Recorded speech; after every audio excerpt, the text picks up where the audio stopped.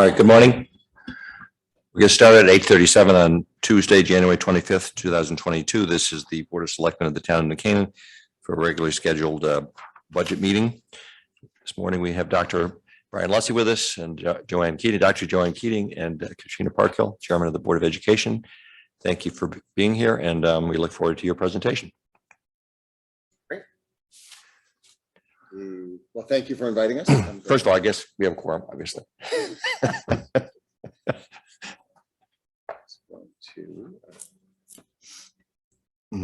Share my screen.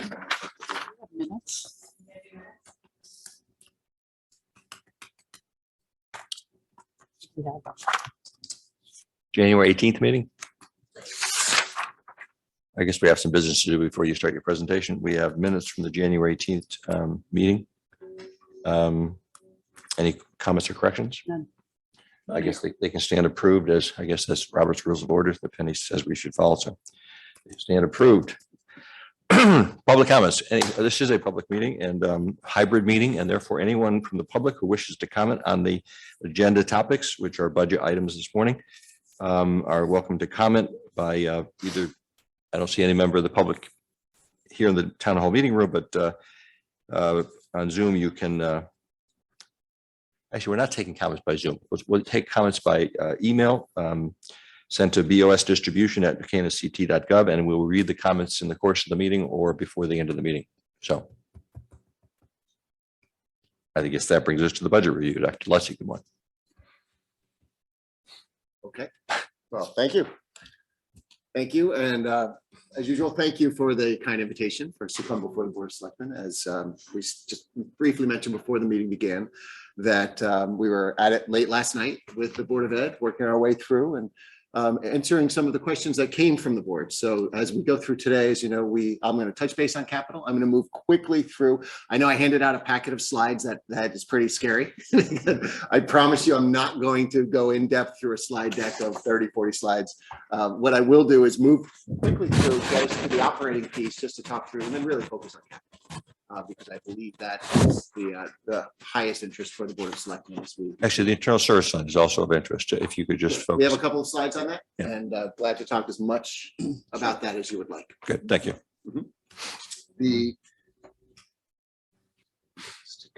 There we go. So I do want to say just a brief thank you to all of our members of the Board of Education. As you mentioned, our chair, Katrina Parkhill, is here. I see a couple of board members on the Zoom. Clark is here, our manager of facilities as well, who will be helping us as we go through into the capital piece. But as you know, the budget process that we use as a school district really begins in October. And we start meeting with folks and talking about what's working, what's not, what their needs are. And we build this budget from the ground up every year. So we go from meetings in October and in November, and then presentations that begin about mid-November. We go into December and we have budget workshops with the board, other conversations that are ongoing throughout. And then we bring it formally forward as the superintendent's proposed budget in the first meeting in January. Last night was the second regular meeting in January, although we've had a couple of other meetings of committees and things to look further at the board, at the budget with the board.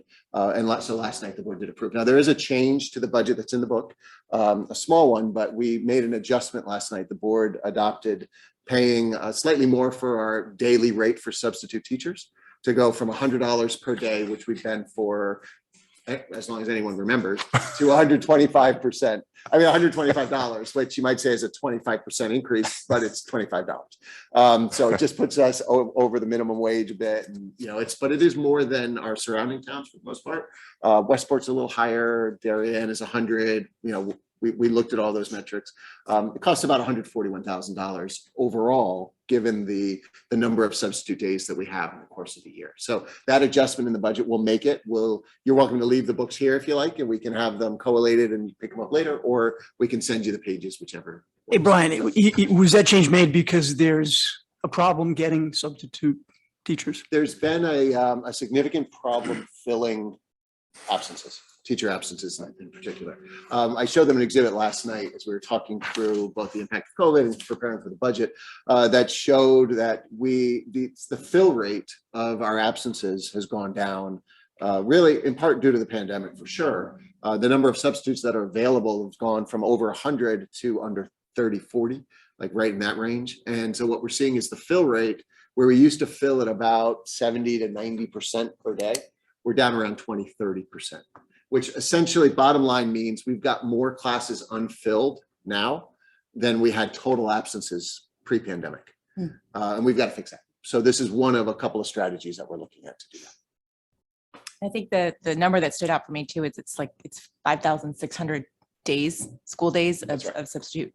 It's a lot of learning days to not have a good substitute in place. Right. And as you can imagine, how that trickles down is we've got teachers covering each other's classes. We've got classes being combined. We've got other changes that occur that put a lot of stress on the system, first of all, but also certainly impact the student experiences there. What are the requirements, certification requirements to be a substitute? So they're not required to be certified. They had in the past been required to have a college degree. Now, though, that's been loosened up a bit more, where we were even able to use college students to come in, especially if they're starting to become teachers. But those criteria have been loosened a bit, given the stress that everyone's under to fill the classes. Because as you may know, some surrounding towns and others throughout the state have closed because they haven't had enough adults in the building to cover, to do the work that needs to be done. We're very fortunate. We've got a great staff, and they're covering for each other, and they're figuring it out, making it work. And every day, our administrators, our assistant principals, everybody else, are working to figure out how to make sure that the kids are always in a covered, supervised area, and that our education continues as best it can. But it is a problem. So this is as I said, one of the steps that we're taking to try to correct that. Not to start you off with a long topic, but I'm sorry, but interested. I think you have a number of permanent substitutes on staff, don't you? So they also fill in. I forget. That was something we did early again in the pandemic. Right. And what that was a little different than what we've been doing, Right. where we hired certified teachers to come into the buildings as permanent building subs. Right. And they were able to fill in for, here and there and everywhere. It works great in the elementary level, because that's a general certification Sure. across the board. Gets a little trickier when you get into SACs in the high school, because those are more specialized.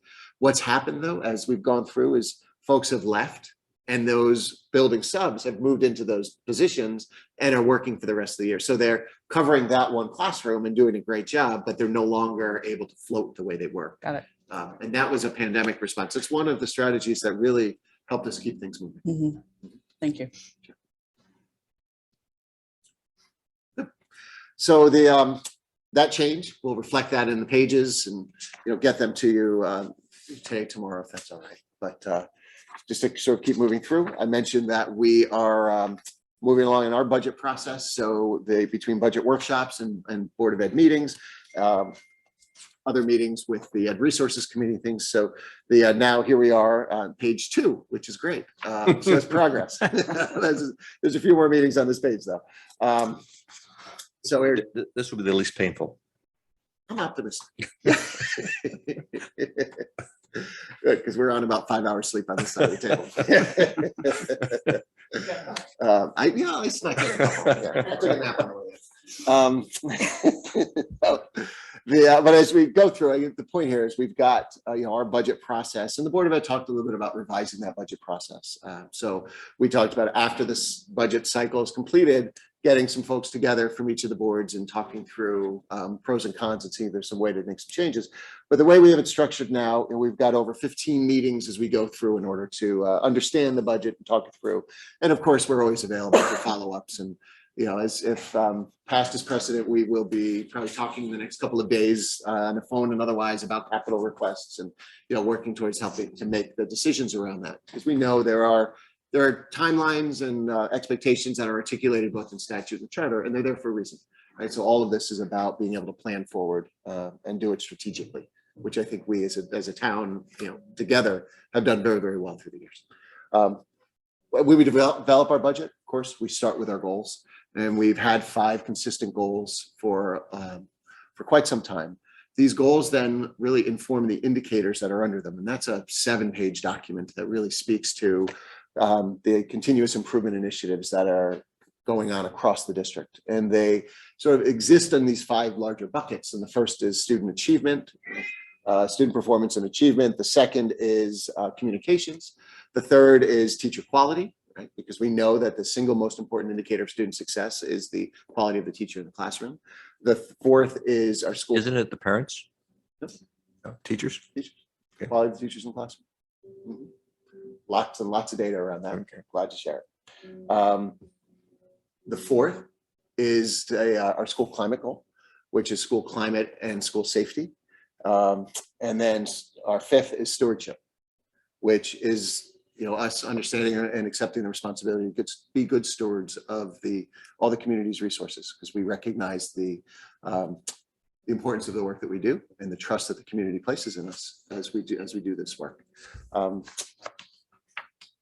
So essentially, we're balancing excellence and efficiency as we go together. The couple of quick things, before we look forward, we need to just reflect on where we are and get an understanding of sort of, again, what this investment has both gotten us and where our kids are. So just to briefly share, as you know, the pandemic is still omnipresent in our lives in a variety of different ways.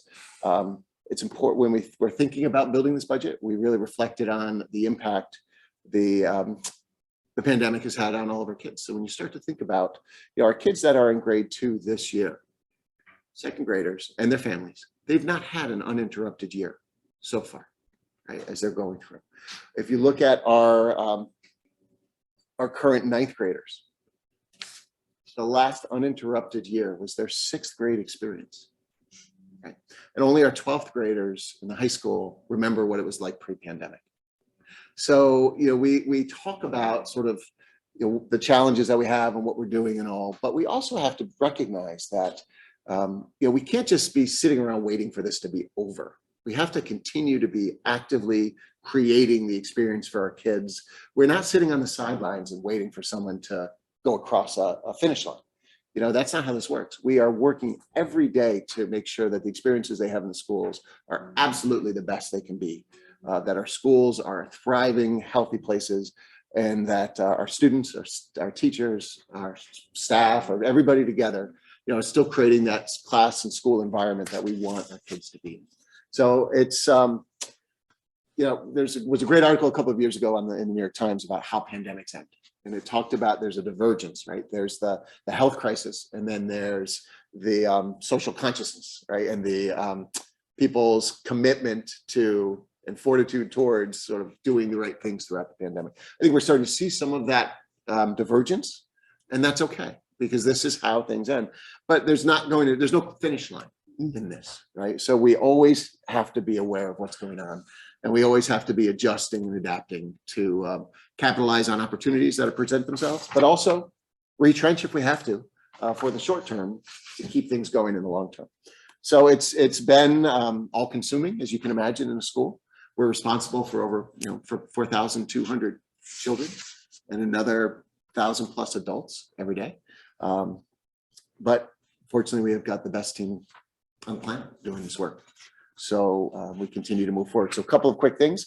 One of the approaches we took in the beginning that continued to yield results and still does today, we looked at the learning environment with our kids. We implemented contact tracing and quarantining right off the bat. Last year alone, we had over 2,200 quarantines that we had to do based on, going back to last year, you start thinking about there was no vaccine in the beginning of the year, and there were so many unknowns. So the way that the community and really the school community have worked together, built that trust together, and kept moving forward in the face of uncertainty was really important, and I think truly admirable on everybody's part. The testing work that we did, the vaccination clinics that we worked on, and in cooperation with the town, with the health department, with Kevin, with the EOC, and everybody working together. As a result, briefly, we were one of the very few districts statewide and nationally that didn't have a single unexpected closure last year, all year long. So while you kept hearing about school districts that were, this school was closed or that school closed for contact tracing, again, because of the trust that we built with the community, with our parents, with our teachers, with our kids, we didn't close to contact trace. We said, it's okay if we take an hour or two in the morning to do the contact tracing and then have the kids go home versus shutting the whole school down in order to identify 30 or 40 kids. That decision alone, which you couldn't have made if people weren't in the right place, in the right mindset, that decision alone saved hundreds of instructional hours for our kids. right? And there are other pieces along the way. Couldn't happen without our nursing staff. I mean, it was our nurses doing that contact tracing in the morning.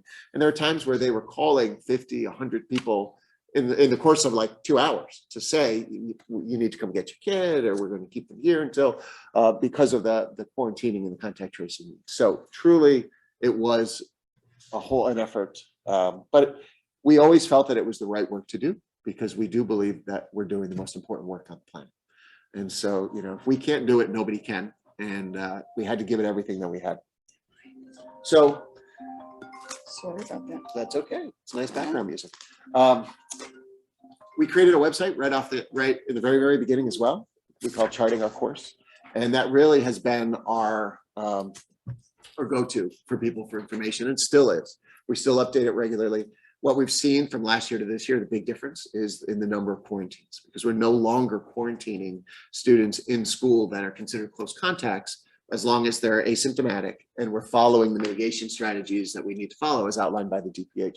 Huge difference in the number of in-person days for kids. And it's made a big difference. So, Brian, we've said it many times before. I mean, you've done an absolutely fabulous job, you and your team. So congratulations again, and thank you. well, thank you. Yep. Thank you. Well, and as a result of all of that really hard work, and again, it's team, right? We've all done this together. Trust is built over time, and it's two-way. And we've been very, very lucky to be surrounded by people who recognize the importance of our work. So last year, as a result, our athletics program thrived. We didn't have a football team last year, as you'll recall. I mean, it's funny to go that. It seems like so long The only ago. mistake the governor made. Yeah. So. And it does seem like almost a lifetime ago when you go back to the fall of 2020, right? But it wasn't all that long ago. But this fall, got back on the field, won the Turkey Bowl again, and the athletics program continues to thrive in a variety of different ways. Matter of fact, our girls ice hockey continues undefeated, 14-0, I think, last I checked. So great stuff. Our VPA program. Last year, we actually moved forward with having plays, with doing those activities. We had to put some limits on who could be in the audience, and our students actually wore clear masks. And if you win, it sounded almost perfect.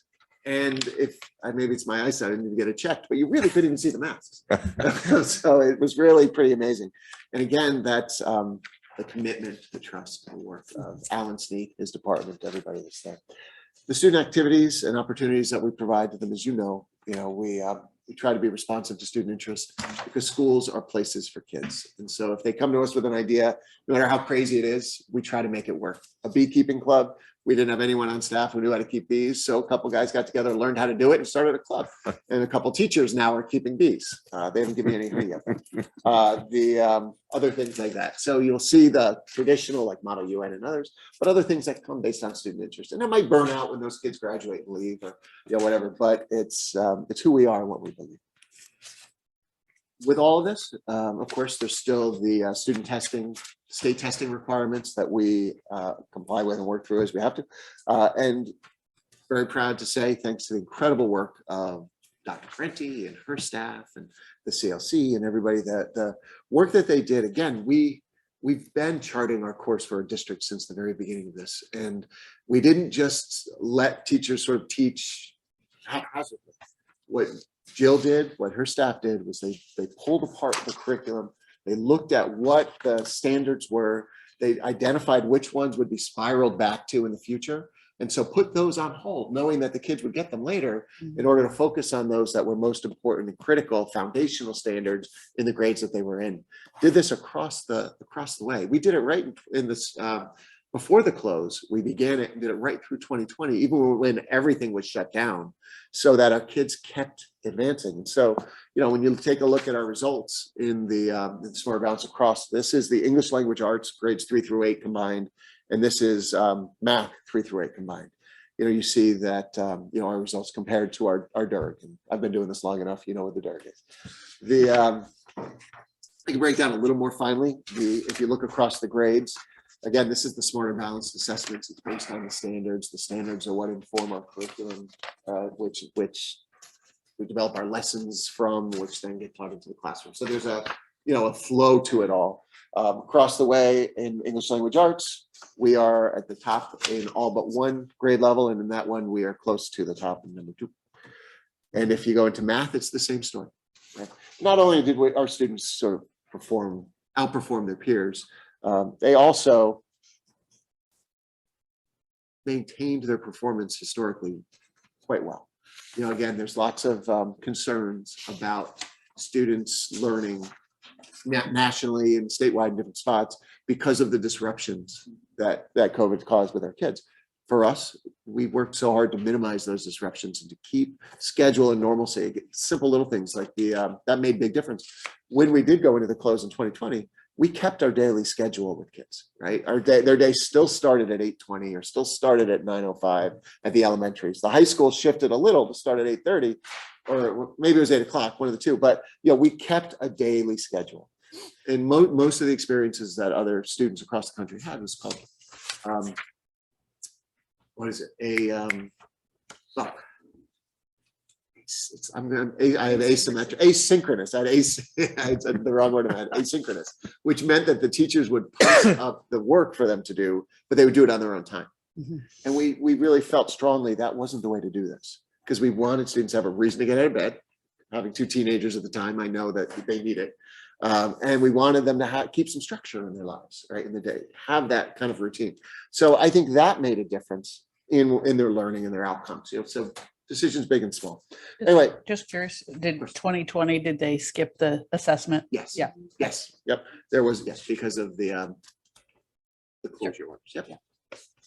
And to be fair, I wasn't thrilled with the decision to put them back in 21, given how disrupted everyone's experience had been and for our kids. And I think that there are lessons learned and growth that students have had through this experience that can't be measured. Mm-hmm. So I don't want to devalue those experiences, the resiliency they've developed, their self-awareness, their independence in different ways. But the state and the feds felt strongly that it was important to get back on track. So we did. If we look at the SAT similarly, and again, this is our school day SAT. So this is the day that all students across Connecticut take it. And one of the real challenges with the SAT was, of course, the classes for SAT sort of practice. Many of them had shut down, right? They're not meeting with kids in person, they're not doing that work. And most of the colleges had gone test optional. Yeah. And many are staying test optional, although we're still seeing that the vast majority of our kids are taking it. But I think the test optional move is probably good, as long as it's coupled with a more holistic review of student applications and understanding of who they are as they come in. But regardless, the school day SAT. So the SAT is the test that the state requires us to give to our juniors once per year. So just like the Smarter Balanced is grades 3 through 8, the SAT has become that high school. How do they do national merit if they don't have tests? Well, it's all based. The national merit's based on the PSAT, right? Which is generally taken in the sophomore year. Right? So was the PSAT taken? Yeah. Oh. So this year was for juniors. PSAT has never been mandated. Oh, okay, but and it's not submitted to the colleges, so it's never been used for that purpose. So kids might take it. They take it as a practice, and they may take it again for those high flyers with national merit. Mm-hmm. Again, lots of information here. I only show this, and I'm glad to go as deep into this at any point if you'd like. But we started back in 2014.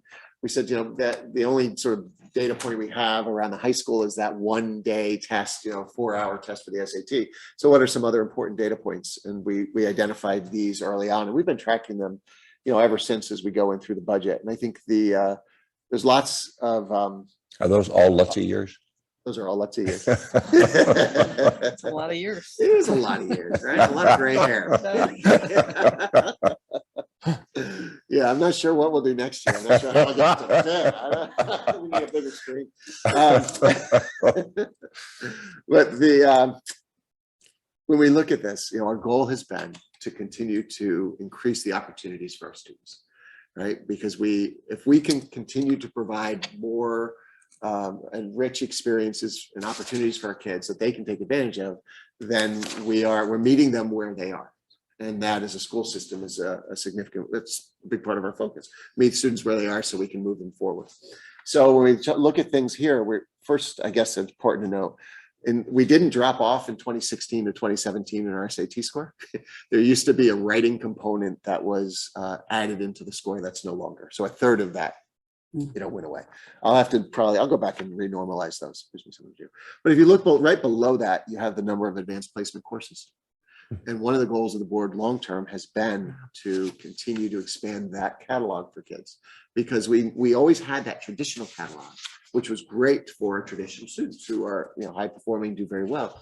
But what we didn't have prior were some of the others that would attract in students with other gifts and other talents that might not necessarily reflect themselves in the traditional program. So that's our AP Economics courses, AP Psychology, we have AP Environmental Science now, we have AP Art, AP Music, other courses like that. So we've expanded that catalog in order to provide, our goal is to try to provide every student at least one college level experience before they graduate high school, so that they can sort of go through and understand what the rigor and pace of that is. We're getting there because between the APs and the articulation with UConn and with some other, other universities nearby, we're getting there as far as getting everyone to do at least one course.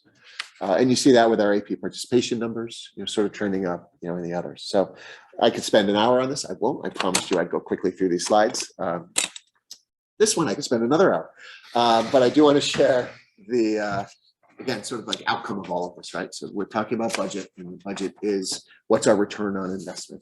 I've spoken about niche before, and if you'll recall, I'm not a big fan of ranking systems, right? I mean, when you take a complex organization like a school district and you try to boil it down into just a couple of metrics, it doesn't work. There's so much more that we do. But if you're going to look at rankings, I do like niche probably more than the others, because they do try to take a more holistic look at school districts and communities and others. It actually was a couple of graduates out of Carnegie Mellon who started this years ago, and they were doing it based on communities. They wanted to help people who might be moving to different states to places they don't know, and to provide some feedback and data points that could be interesting. They then expanded into schools. So and they took a similar approach, that they don't just look at one narrow metric. They'll look at things, even feedback on the website. They look at parent comments. They look at student comments. So this one is worth just taking a minute to talk about. We've done, as you can see, statewide, we're considered the best school district in Connecticut. Second best high school, best middle school, 2, 3, and 6 on the elementary schools. This one, the next, I'm really proud of, and I really like, and I think it fits very well, which is the #1 best places to teach with the #1 best teachers. It's nice when things line up like that. Going down a little further, you can see the national recognition, right? So out of over 10,000 schools, New Canaan Public Schools are ranked number 26. And then again, you keep going down, number 41 out of over 11,000 schools. So when you're talking about 5 digits and you're in 2, your ranking's 2 digits, you're doing all right. So we're very proud of that, and think that it is reflective of the work that we've been doing, the success our kids have been having. So just wanted to share that. Now, we're in budget, so we also have to talk about budget numbers. So as we went back to the most recent data, which was the 2021 school year, and the net current expenditures per pupil. As you know, that's NCEP, and this comes from the websites on the bottom, but it's right from the state, and they normalize these data and put them up, and this is what they use in order to determine special ed cost reimbursement. So it's it's been audited, and the numbers have been submitted through the state rankings, the state reporting system. Again, it's just a snapshot here, but you see that we're on all the other charts, we're at or near the top. This is one where we like to be at or near the bottom. So as we manage our spending and work it through. And then of course on the far right, that's the ANGLIC, which you're all very well aware of by now, the adjusted equalized net grand list per capita. So that's sort of the wealth ranking, so to speak. Right? So doing very well here. Best results, I'd argue, in the state, and controlling and managing our spending, I think, quite well. We've talked about these things before. How do we do that? I mean, it's really I've been saying for years, one of our goals has always been to manage our operational costs as carefully and closely as we can so that we can make sure that as many resources as possible are going into the classroom. So we do that by their energy type initiatives, like switching out the lights, going to LED lights across the district can save hundreds of thousands of dollars. It's just light bulbs, but we all do it in our homes, save a couple of dollars here and there and whatever. But when we do it at scale at almost 1 million square feet, it makes a huge difference. Things like that. And I will say, Board of Selectmen, Kevin's been a great partner in the natural gas work, the solar work that we've done, the moving to propane for our buses. Now all our entire fleet is on propane. It saves us a little. It's more environmentally friendly. So doing good and doing well. So again, in housing, some things has also helped quite a bit. And our special ed transportation, the white vans. I just was talking to a colleague not too long ago where she's just questioning if we're paying $110,000, $120,000 for a child, for one child to be transported, to an outplacement. And she just couldn't believe that was the cost. And I just like, we don't pay that much because we have our own fleet and we have for years. And that fleet, you compound that kind of a dollar figure across a couple of kids, and it really is stunning. And we're able to do it right here in house. So we've had it for so long, but it's one of those things that exists in the budget year after year. And you can look at it and say, well, it's not saving you anything. Well, it's deferring costs that you would otherwise have to spend that can really have a significant impact on the budget.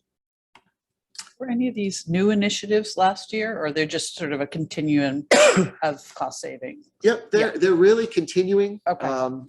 But there are things that we were always looking at too. Sure. Like so on the skilled services piece, right? So Bill Tesber, who's our assistant superintendent for special education, he's looking at where else can he insource to both save money and to to help out. So it's sort of a combination of those things. It's that lens we're continuously using. Like our print contract is coming up, so we're talking about again we'll relook at it and look at the best approach both on the service side and on the cost side. Right. So one thing that when you look at the skilled services this year, you're going to see a reduction of 180,000. And that's because we're insourcing OTPT to a greater extent in the BCBA. Okay. Thank you. Sure. And we do love our acronyms, so you're welcome. I get those. Anytime. It's in the special ed. and same here, as we've continued to do the cogeneration work and this sort of, it's a continuum as we see it. So we're never done. Right. When we switched out the lights years ago to compact fluorescence, we thought, boy, this is great. And then we changed out all the compact fluorescence LEDs. See what comes next. Yep. Okay. So to get into the budget itself, a couple of things that we continue to do, of course, we're balancing that excellence and efficiency. We are looking at a couple of high leverage initiatives that we're glad to talk with you about to any depth you'd like to. We're excited about them. We think that it helps to move us forward in some really important key areas. Continues to support the work that's been going on across the district. Of course, our safety and security efforts, that remains a priority in the district, needs to be and has been.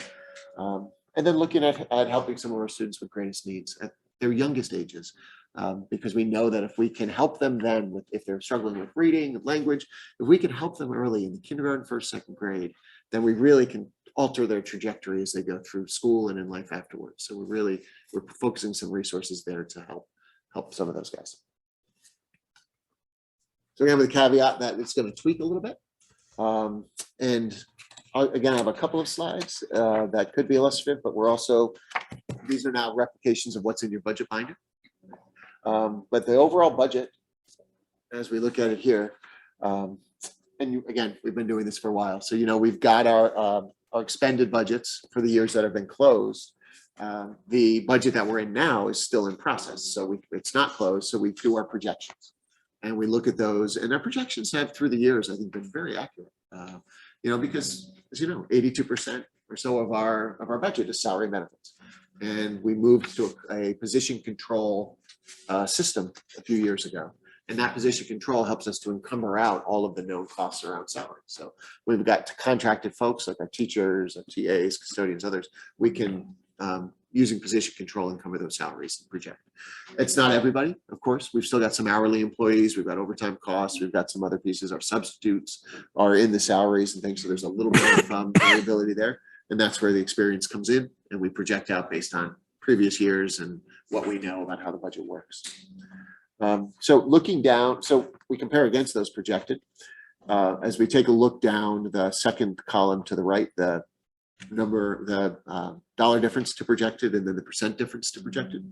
And as we began, Kevin, you mentioned, let's spend some time talking about the ISF because that's the driver here, right? The driver of the budget is the ISF. We look at our salaries at the 2.6, but then you see quite a bit of red as you go down that column. Those are the cost saving measures.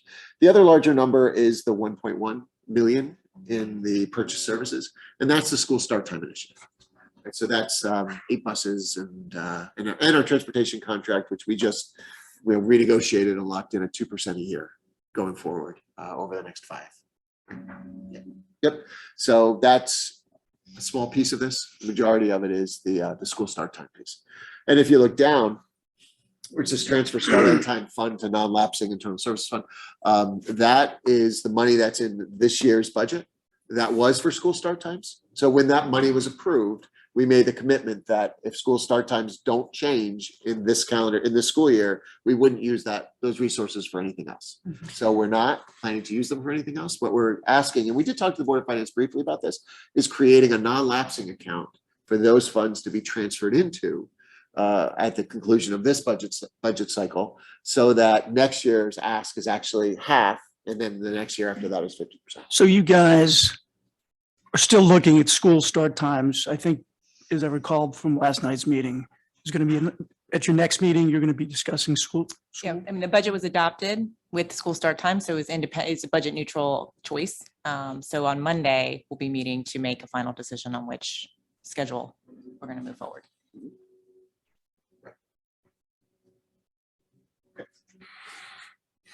And then just the very last thing of note on this page is the very bottom line fees. So we take in about $23,000 less next year because we don't host the Turkey Bowl. And I mention it because that's just the precision that we use when we approach our budgeting and we look at all the dollars and everything that's here. So it's we're the away team next year. So breaking it down a little further, the internal services fund, of course, at $5.2 million. That's the driver. That is 5.66% overall budget increase. The rest, the change in school start times is 1.1%. Everything else in the budget, other than those two things, is a 1.81% increase, which I'm proud to bring forward. We have some conversations to continue with the Board of Finance about the internal services fund. And again, we'll get to that in a minute. I've got an exhibit here that I think will be helpful. But we're looking forward to being good partners with them. There's, can be fully funded in the budget. It could be partially funded with a special appropriation and the remainder funded. Depends on what the Board of Finance feels is the right thing to do. For us, it's just a matter of making sure that it is appropriately funded. Because as you know, the insurance is risk, right? It comes with risk. That's the point. And the way that we've got it sort of built is to make sure that the risk is covered on behalf of the Board of Ed, where we've got our anticipated claims and then we've got our 40% of the 20% corridor, right? And I know you understand that quite well. A couple of data points I think that are helpful. Because again, it's a percentage difference year to year in the midst of a pandemic can be challenging, right? Like I mentioned before, we didn't have a football team last fall. This year we did. That could be a couple $100,000 worth of transportation and everything else that comes with that. How is that right to compare year to year if you didn't have this team, but you're not going to not have the team? So what we decided to do is we were thinking about the budget and how best to discuss it is look back to the pre-pandemic year and just trend forward, just for some context, right? So we looked at the 2018-19 year, because as you know, the 19-20, the 20 was the shutdown. So if we trend forward from 18-19 to today, right, overall through those years, including that ISF deposit that's in the full budget this year, you're trending at 2.85%. So that's the all-in budget from there, under 3 at 2.85. If you look at just the ISF deposit, and you look at where we were at the 11.9 in the 18-19 year, and then the 14 that we're looking for, looking at this year, 8.6. But look at the swing, right? This is why it's so important. That it drops over 1% and then it drops over 22%. And this is in part because of the utilization. And so when the utilization drops, we save the money. We're able to reinvest that money, reduce the taxation burden, and it's the right thing. That's why you have an internal service fund. That's why you run your own insurance plan. So the delta looks as large as it does, but the trend is right in line with the market. If we pull that out and look at everything other than the internal services fund and trend it in the same way, we're looking at an under 2.5% increase, 2.43 annual increase since 2018, 2019, which I think is quite reasonable. We go over to, and this is just a model, when we met with the Board of Finance, they were talking about a 2.7 sort of as a trend, thinking about where a target would be.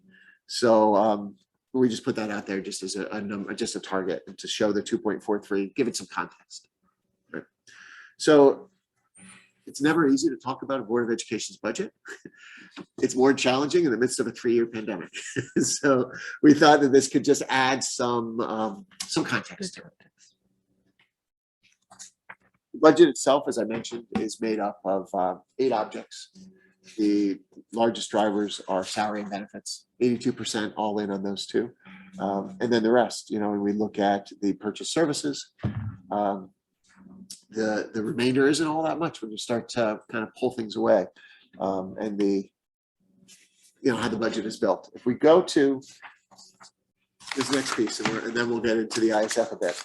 What we want to do is just sort of show the budget build object by object, and to kind of show that impact of the employee benefits, right? So if we start with salaries, which is that 2.588, and you follow the trend line on the budget itself. Contracted services are going down, property services going down, purchase is going up because of school start times, supplies is going down, equipment's going down, other objects up $5,000, $6,000.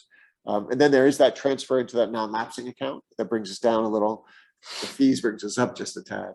But without employee benefits, this year's budget is a 2.81 without that ISF deposit. With it, because of the 5.3 million that trues that up, it brings it up to 8.6, 8.5 million.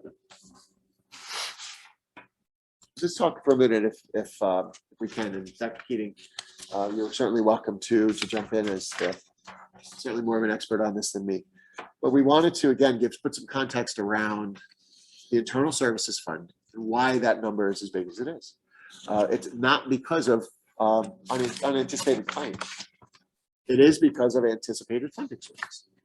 So if we go back to 2020, we look at, you see the operating budget deposit in the ISF that year was $12.5 million. Okay. If you and then the rest of the funding into the ISF was employee contributions and retiree contributions, right? And that's how we got to our total number there, which is, was around 15 million, as you can see. The next year, we used some fund balance from past savings, about 700,000. And we were coming off of some good months. So the anticipated claims are down a bit. So the funding from the operating budget dropped almost $2 million. So that's, again, this is why you run a self-insured plan. So you can reinvest the savings and bring down the cost. This year, you'll see there's a few more colors on the bar there. The operating budget deposit itself was reduced through the budget season down to that about 9.5. So and that was through with Board of Finance and in conversations with them. Then a supplemental appropriation occurred. That one of the challenges is the appropriation occurred in the 21 fiscal year for the 22 year, right? So we did that in the spring. So it's in the ISF, but it doesn't show in the budgeted amount And so this also adds to the delta here. But we're also able to use this $2.3 million from past savings. Because again, the way that our plan works is the insurance year ends on August 30th. But as you know, our budget year ends on June 30th, right? So we run through the year on the insurance, and then the savings don't become available in the next budget cycle, but the one after. So if you save money in 20, you're going to be able to use that in 22, because you can't use it because you're still running the plan. Am I correct in this? As you get through, this is how I understand it. I'm sure it's much more technical. I know, I can use some acronyms if we need. So we were able to use those savings. Again, this is a good story. It's a good news story because we saved over $2 million for taxpayers, for the town, because of the way the plan performed. Had we been fully insured, say we just flat insured with Cigna or Anthem, anybody else, they would have saved the $2 million, right? But we did. We were able to apply it and bring down that cost. As we go into next year, now that the utilization of the plan is resumed, and the folks are going back to the doctors, they're back on the roads, getting accidents, having to go to emergency rooms, like all of those things sort of build. We don't have that savings to apply, right? So as we look at our budget for 23, we have to go, we need an operating budget deposit or somehow to deposit in that money at the 14.6. With that, plus the employee contributions, the retiree contributions gets us to our anticipated claims. The conversation we had with the Board of Finance was, do they want all of that to be in the operating budget? Do they want to do another special appropriation that could, I think part of that depends on what the numbers look like when they come in, because of taxation, which is the focus of the Board of Finance appropriately. So we're going to continue to have those conversations with them about funding this. But that if you actually trend from the 2020 actual operating budget deposit to the requested on 23, you're about 5% per year if you trend that forward, which is really below market trends as you look at that. So even just looking at the move from 15 million up to about 17 million. I mean, that's over the course of 3 years in this plan, that overall cost. So nothing's out of line. It's just the funding sources are different and a little more complex than they've been in the past, but which impacts that number and makes it a headline. And I'll tell you, all of my colleagues are putting it on the first slide they can in comparison to their slide. But as long as we understand why, and we can have an informed discussion and figure out our path forward. This is helpful. It's great. And why don't we leave it to the Board of Finance? Yeah. And again, we met with them already. You were there, had a great conversation with them. And we're going to reach out to them this afternoon and see if we can do that again. Again, these are costs. This is our promise to our employees. And as you can see, they're partners with us in this. I mean, they're contributing well over $2 million into the plan annually, as partners with us. And, together, we'll figure that out. But again, I'm sitting next to someone who knows a lot. Yeah, we don't. This is what I do, and I don't get enough sleep. One way to look at it is the delta for this year is 5.3 million. 4.2 is the combination of the special appropriation and our fund balance. So that's funding that we're making up from prior decisions. And the delta really is around 900,000. And that's traced right back to our claims activity. So this current year, we expect to be over by about 600,000 in claims. When I did the reforecast for this current year, we're going to transfer that money in to cover that shortfall, with the exception of maybe 68,000, I believe. But, when you look at it in the bigger picture, it really is, half of this, or 4% of the increase, relates to making up that funding difference. So we look forward to sitting with the Board of Finance. We'll figure it out. We're confident. Takes me 10 minutes, takes Joanne 1. Another driver in our budget is student enrollment. So just wanted to briefly show you the consistency that's been projected in our enrollment across the board. If you take a look here, this is of course the October 1 enrollment, and we're doing a mid-year check because that the skeptical look I'm getting is what I feel as well. Like I think there may be more here than the But October 1 numbers. I was going to say, when do you do this analysis? Because it seems like the environment changed a lot in the past. So it happens, we use the October 1 of every year, and that's the state reported data as well. So that's everyone in the state uses October 1 enrollment and does it. But we've decided we're doing it now with our January enrollment too, because we did have a jump in the return from the holidays. And what usually happens in the course of a normal year is you'll have certain points in time, like immediately after the holiday break, another time in the spring, another time in the fall, where sort of people will come in and you might go up a couple of kids. This year, and even in last year, it's been pretty consistent. Like you might have 3 here and 5 there. Next week, you might get 2 into second grade at East and, whatever. So it's been more of a rolling admission kind of thing. So that's why we're going to do a snapshot of mid-January's data and see if that changes the trends at all. Is it all based upon guessing, or could we actually do a census of the new families and understand how many kids are out there that are under 5 years old? And also, are they going to private schools or are they going to public schools? Are we going to know that? So what they have we seen a trend up in private school enrollment for New Canaan back to, Oh, you mean coming back from the private schools? well, historically, like Greenwich and Darien and New Canaan have a certain percentage of their kids in private I think schools. it's 20%, I think, right? I think New Canaan has been like 19-20%. Yeah. Greenwich, I think, is 30%. Right. And do we look at it that way in terms of, and when the economy goes back down, how many kids are going to be coming back out of private schools? So tomorrow. Right. So like tomorrow.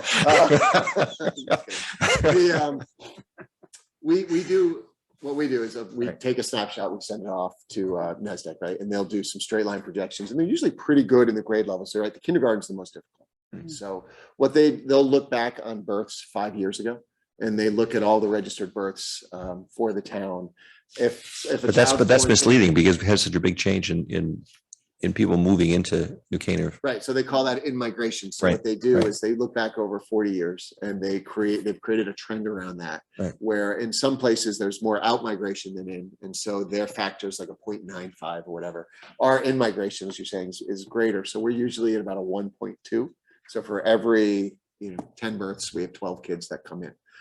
Is generally been the factor. We had a year that it jumped to like a 1.6. And that was about 5 years ago now with the kindergarten. That was that larger class that nobody saw coming except the realtors.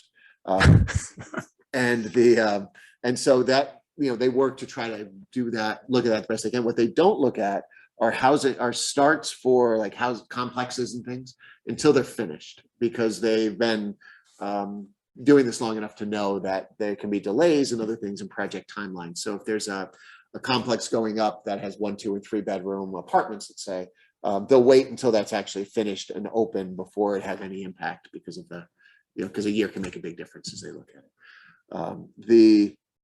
But with those births, with the experience that they look backwards at, it's not an exact science thing. It's not. So I do think, and I said it, but it is the truth. I meet with the realtors every year, and we met again, in the fall, and had a great hour or two together.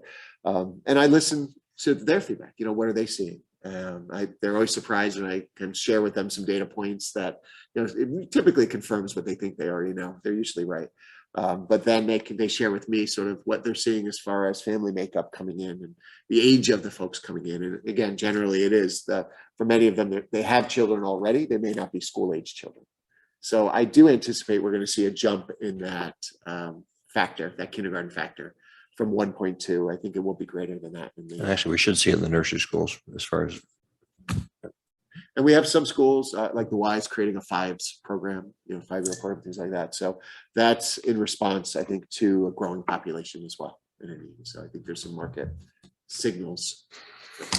We'll move up a little. So we'll take a look at it again. I mean, if this holds true, it's amazingly consistent. I mean, over the next 10 years, you're looking at 20 student change. Now, 10-year projection is crazy. It's way too low. Like, it's good for next year and might point you in a direction for the year after that. Beyond, I mean, you can work the formulas through, but it does, when you go more than 3 years out, there's too many variables at play. But I think it's good news. And it's been our pattern. While other suburbs and other areas have really been declining, certainly pre-pandemic, we saw that happening. For us here, we've been very stable in our enrollment, even ticked up a little bit here and there. I think that's a testament to everything, the town, the schools, everything. Let's see, by school. So a couple of the big drivers in the budget itself. Of course, there's one big one, and then which is the insurance, and the other is school start times, and everything else is a different factor. But if we look at just a couple of exciting things that we're doing, we're reclassifying a position from the K-8 science coordinator into a director of innovation, and this is really sort of our next iterative step as a school district in our work around STEM, sort of taking STEM to the next level. And the idea here is that teaching an innovative mindset as problem solvers to our students helps prepare them in all domains, right? This is not a discipline specific thing. It is a mindset and an approach. And we hear about the design process, and we hear about innovative thinking, but what does that mean? What does it look like? How do you teach students to be critical thinkers who can identify the problems, try prototype various solutions, find the best one, those kinds of things. So it's we talk about is sort of moving from engaged to empowered, and we're empowering the students to sort of be leaders of their own learning as they are problem solving and working through. So that's an exciting initiative for our kids, for our district. And it's, years, it'll be a phase in over years. You'll see a reflection in a capital request. We Literacy Academy, I mentioned at the beginning, sort of working with our youngest learners and helping them at those youngest ages, and hopefully working to change the trajectory of their experience in school and beyond. So that's the beginning here, using some grant money, some budget money to get this up and running with a phase-in plan over 3 years or so. We have 6 visually impaired students across the district right now, which is a significant increase over the last couple of years. So we're looking to bring in a teacher of the visually impaired who can work directly with those students, but also help our general ed staff and other special ed staff to really accommodate for them appropriately and learn the skills they need in order to be as effective as possible with those guys. I've been in schools that have had programs for visually impaired and seen some really innovative things, like reverse push-in models where the students are learning Braille together, doing other things together. Really, it's a great opportunity. You need someone to lead some of that work, and that's that teacher, the visually impaired. And then enrollment-driven changes. We are looking at, we're coming down in a couple of staff FTEs and SACs due to enrollment changes. We are looking at, tweaking here and there across the elementaries as we do every year. And then the enrollment variability adjustments, just for the reason we just talked about. We think, we have the predictive models. We don't think they're as accurate as they are typically in years past. And even in years past without a pandemic, there are too many variables. They do the best they can, but again, it's not magic. So we need to have some room for some adjustments. We also look at the class size breakdown if we were to start school today and say which ones are sort of right on the line. And then we use that to guide that decision. And then a couple of other non-salary budget drivers. I'm sorry, can I just ask, I'm the director of innovation. Yes. Do you have something similar at the high school level too, or is it just K-12? I should have said this would be K-12.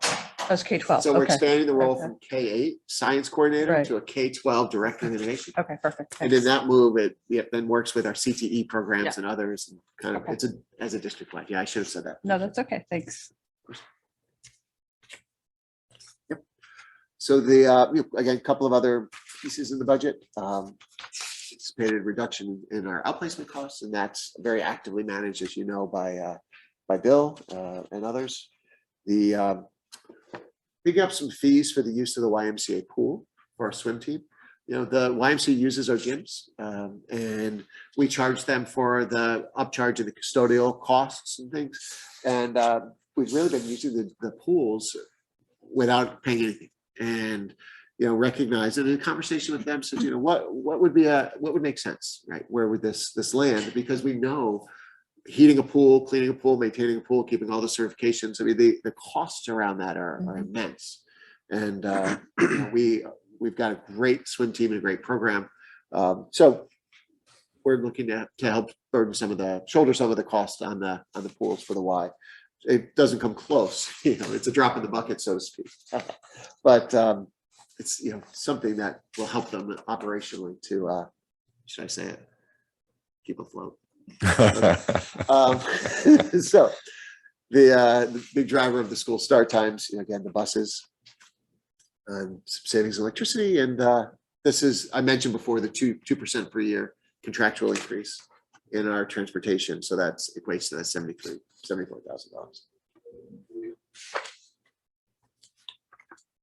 I think I hit all the highlights on the operating piece. But we can jump right into capital if you like, or again, happy to take any questions. I will invite you. The Board of Ed asked a number of questions through the process. I think there were 85 in total that we sort of put together. They're all on the website. You're more than welcome to, obviously everyone is, to go take a look and see if you have some of those questions. There's some links there as well to some supporting documents and things. So if you're interested in learning more, but always feel free to reach out. We've got slides on lots more about the Literacy Academy and the innovation and all, but yeah, I'd be glad to send them your way if you do. I mean, this is a pretty tight budget, except for the ISF, which I think you just need to explain to folks, why it is, and in conversation with the Board of Finance and obviously school start times, that we've been talking about that for years, and whether that comes about and what place or form, I guess you guys are going to decide next Monday. On a policy basis, if I could just, while you're here, I caught the beginning of last night's Board of Ed meetings. There was some impassioned discussion about masks. You are the poster child, the poster doctor, the poster district. We are proudly a leader, not just in the state of Connecticut, but nationally in dealing with COVID, right? We hit the ball, you guys hit the ball out of the park as a town, we all did. Where are you on masking of kids? I mean, we're all sitting here right now, nobody's wearing a mask. So your voice really matters because of the excellence that you've directed this district to dealing with COVID. Could I say it differently? If we had local choice, which we don't have Yeah, local choice. Clearly, and to be clear, it's the Department of Public Health and the governor that's driving this. We can't unilaterally say no masks in school. And I think we need to get that out there because I think a lot of people are under the assumption that you and the Board of Ed can make these changes. You can't. But where is the board and where are you on this issue? Because I'm getting emails. Budget question. Yeah. Well, it's not a budget issue, but it's an issue There are that no masks in the budget. there are no masks in the budget. K95. Yeah. The board is very engaged in this discussion. Right. Both all the mitigation strategies.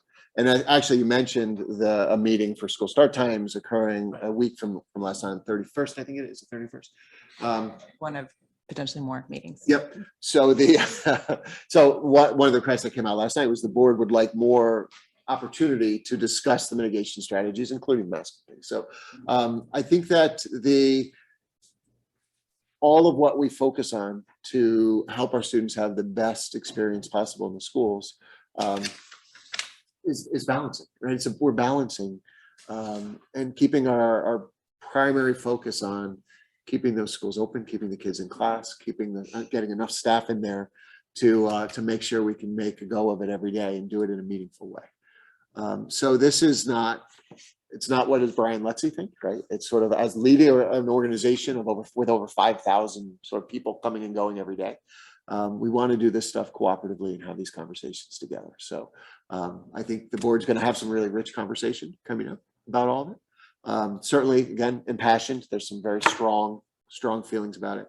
But importantly, as you said, I mean, right now we are functioning under the governor's executive order. Mm-hmm. The executive order has the force of law, right? So neither Board of Education nor superintendent would be wise to break the law. my certification would evaporate. So this is where we are. We've been working with the legislators to put together a community forum opportunity. Right, so February 3rd is the opportunity at 7 o'clock. And we've got commitments, I believe, from all of the legislators that they'll be there. What happened, so when it came out, it became clear that the governor was going to be looking to extend some executive orders.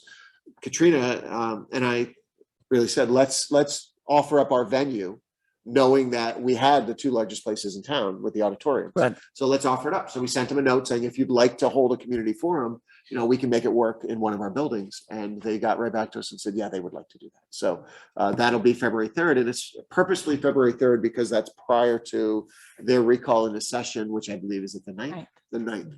So it's an opportunity for the community, anyone in the community, to come, public forum kind of thing. And it doesn't necessarily only have to be about masks. It can be about, whatever is About relevant for yeah. the legislators, but Any mitigations. ultimately it will be the legislature making the decision whether or not to continue the executive order. Not me or the Board of Ed or anybody, sort of district by district at this point. So I think we're trying to create avenues for communication so people can share, and the legislators can get feedback and bring it up to Hartford. Yeah. We'll share the information on the forum with all the town boards. I think it, could be useful for everyone to listen who would like to. Yeah. And, as we discussed last night, though, we'll have additional meetings next week. We're talking about appropriate response as a board and, what message we may want to put together. Yeah, again, I think people look to New Canaan and say, wow, New Canaan's doing X, Y, Z. We should do X, Y, Z because we know New Canaan does it right. So I think it's great that you're taking the opportunity, getting our legislators together and discussing this. The difficulty is we're not an island, although the governor and legislature, in terms of looking at Connecticut, there are pockets of Connecticut, like the Northwest and places where people would make a decision. It would be different than the cities in Norwalk and Stamford. And we're not an island, the teachers come in from other towns. So. But the governor could devolve, as has been the case in other states, the responsibility to the constituent towns and cities to make that decision on their own. Take political courage. Anyway, we have 16 minutes for capital. I apologize. I do this every time. I need a watch. Or a clock or No, you're doing fine. But I just think it's important, right? This is the operating of what it takes to run our school. Thank you. So thank you for your patience.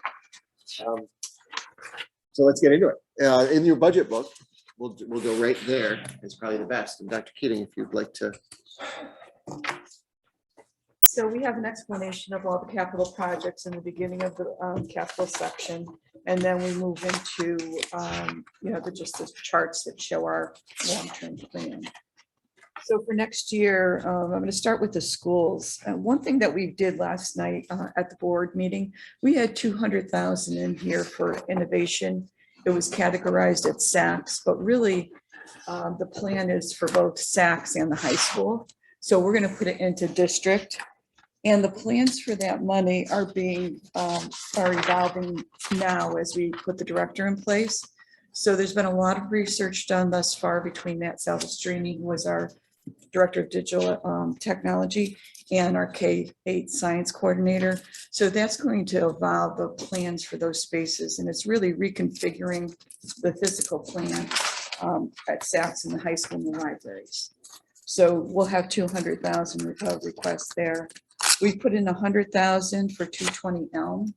So we'll probably have more conversations with you, Kevin, with regards to how the whole plan is going to roll out in terms of reconfiguration of the space. So we've already budgeted. In fact, we've bonded already $800,000 for renovation expenses.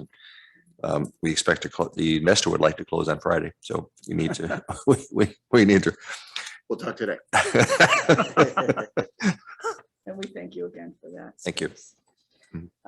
So just moving down to the schools, we're going to continue with our painting program. It's been extremely helpful for us to keep up with the painting in the schools. We'd like to accelerate the boiler replacement at East and West. We feel it's timely right now, and we get savings in our budget from the efficiencies of the condensing boilers. We'd like to start a floor replacement project. All of the flooring in our elementary schools and SACs really are aged 50 plus years. They need to be replaced. And we have put in here the fire alarm system panel and device replacement at East. And we're going to do one school per year. And that came about from the evaluation of the existing systems. Painting at South. We're going to be putting in a propane tank at West and removing the oil tank. We have a temporary oil tank there right now. So we'll put this in. This is a bidded number, so we feel comfortable with that budget price. Is that the 132? It's blank on ours. 132, Okay, yes. it's, Yeah. okay. Is that blank? Then? It doesn't say propane tank, it just has nothing. Well, it's the piping in the propane tank at West. Doesn't have It anything. doesn't have heading, Oh, it doesn't, doesn't have a head. No. Oh, okay. Oh, really? a mistake, otherwise perfect. Well,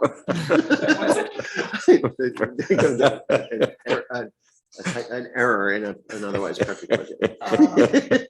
sorry. It's just capital. No worries, no. That's what happens when you try for perfection. You I'm never kidding, cheat. I'm kidding. It looks good. Okay, so the boiler replacement there as well. So we'll have all 3 elementary schools in Saks, all new boilers in those schools, and high school is just 15 years old. So we're in good shape with boilers after this budget session. Moving over to Saks, which we have quite a few needs over there this coming year. Masonry repairs and repointing of brick continue to be a priority for that school. The renovation of the parking lot and the curb repairs. We look forward this year to working with Tiger and getting on his schedule for last year's budget items in this Saks request. Are we changing the configuration of the parking Well, the lot? principal would certainly like us to do that. We'll look at it with Tiger and Dan and see what makes sense over there. But especially with the change in the start and end times, we're gonna want to figure something out. Yeah, it's tricky because when the kids go out to the field, they're always crossing right Right. across. It's a that road mess. there. It's a mess. It's not a, it's Even the pretty front of the locked. school, and the kids are crossing around the circle, it's grass. Right. It's snow. Yeah. It's not a good setup, we'll look at it. but we'll look at it. We can look at that. Let's do it in our new innovation center. Yeah, let the kids figure it out. Painting the gym floor is up for refurbishing. We need some bathroom partitions. We'd like to start a floor replacement project here at Saks, which will go on for several years, as you'll see in the 5-year plan. We have 2 elevators at Saks that really do need to be upgraded. We're not going to replace the entire units. We're just going to upgrade all of the kind of guts to the systems. And this 200,000 in innovation will be moved up to district. So Dr. Lutzi's favorite on the top of the next page is the planetarium. How long has that been? Oh, it's been coming, slowly creeping its way, and it's finally here. And he's been waiting. Like the police department. It's been there for 10 years. Yeah, and actually it's serendipitous in a way because we just heard about a month or so ago that they're no longer going to be able to support the projector that we have in there, given that it's now 51 years old, and the one person who can support it in the country, I believe, is retired. So they really said, it's time. We were over at the Discovery Museum to take a look because they just redone theirs over the summer and got redone the whole thing, and they pulled out their projector and they have it in their lobby as it's sort of antique kind of history of space exploration. It's 6 years newer than ours. So it's time. And then we're looking at this as a public-private partnership. So we are going to be doing some fundraising as this moves forward in the hope that we can do this together. Because all kidding aside, it's an amazing community resource for us to have. And the new technology in planetariums, calling it a planetarium is really doing a disservice because it's so much more. And it's all disciplines. It's across the board. It's all ages, all disciplines. Where's the private coming from? Is that organization, not for profit or just We're gonna work parents? with the PTCs. Uh-huh. Yeah, and have them help, and I can Right. use them to also hold on to it and make the donation. That's great. Is that capable of being used by all school? Well, yeah, so the technology that's there now, I mean, it really, I don't know, you may have been at the demo that we had a few years ago. We're gonna hold another one. But when you go in there, and this again is it just shows its age, nothing's digital, right? So it's literally like cables and pulleys and wires, and like the way it's 51 years old. So it's, it's Star Trek Enterprise version 1. So the new one is all digital. And so with a computer front end, you can go, so you don't need that specialized training in order to run the space. So we can, with a professional development hour or so, probably teach anyone across K-12 who's interested in coming. But would they in We can fact use start it? using it. And We would do. We have traditionally. So we've done planetarium shows for the elementary students in the past. They would come over and they would go through. But what they call what we have now is dots on a dome, because that's that's what you're looking at. And what it becomes is is much more like an IMAX than a traditional planetarium. So the opportunities there are just immense. But it needs some TLC.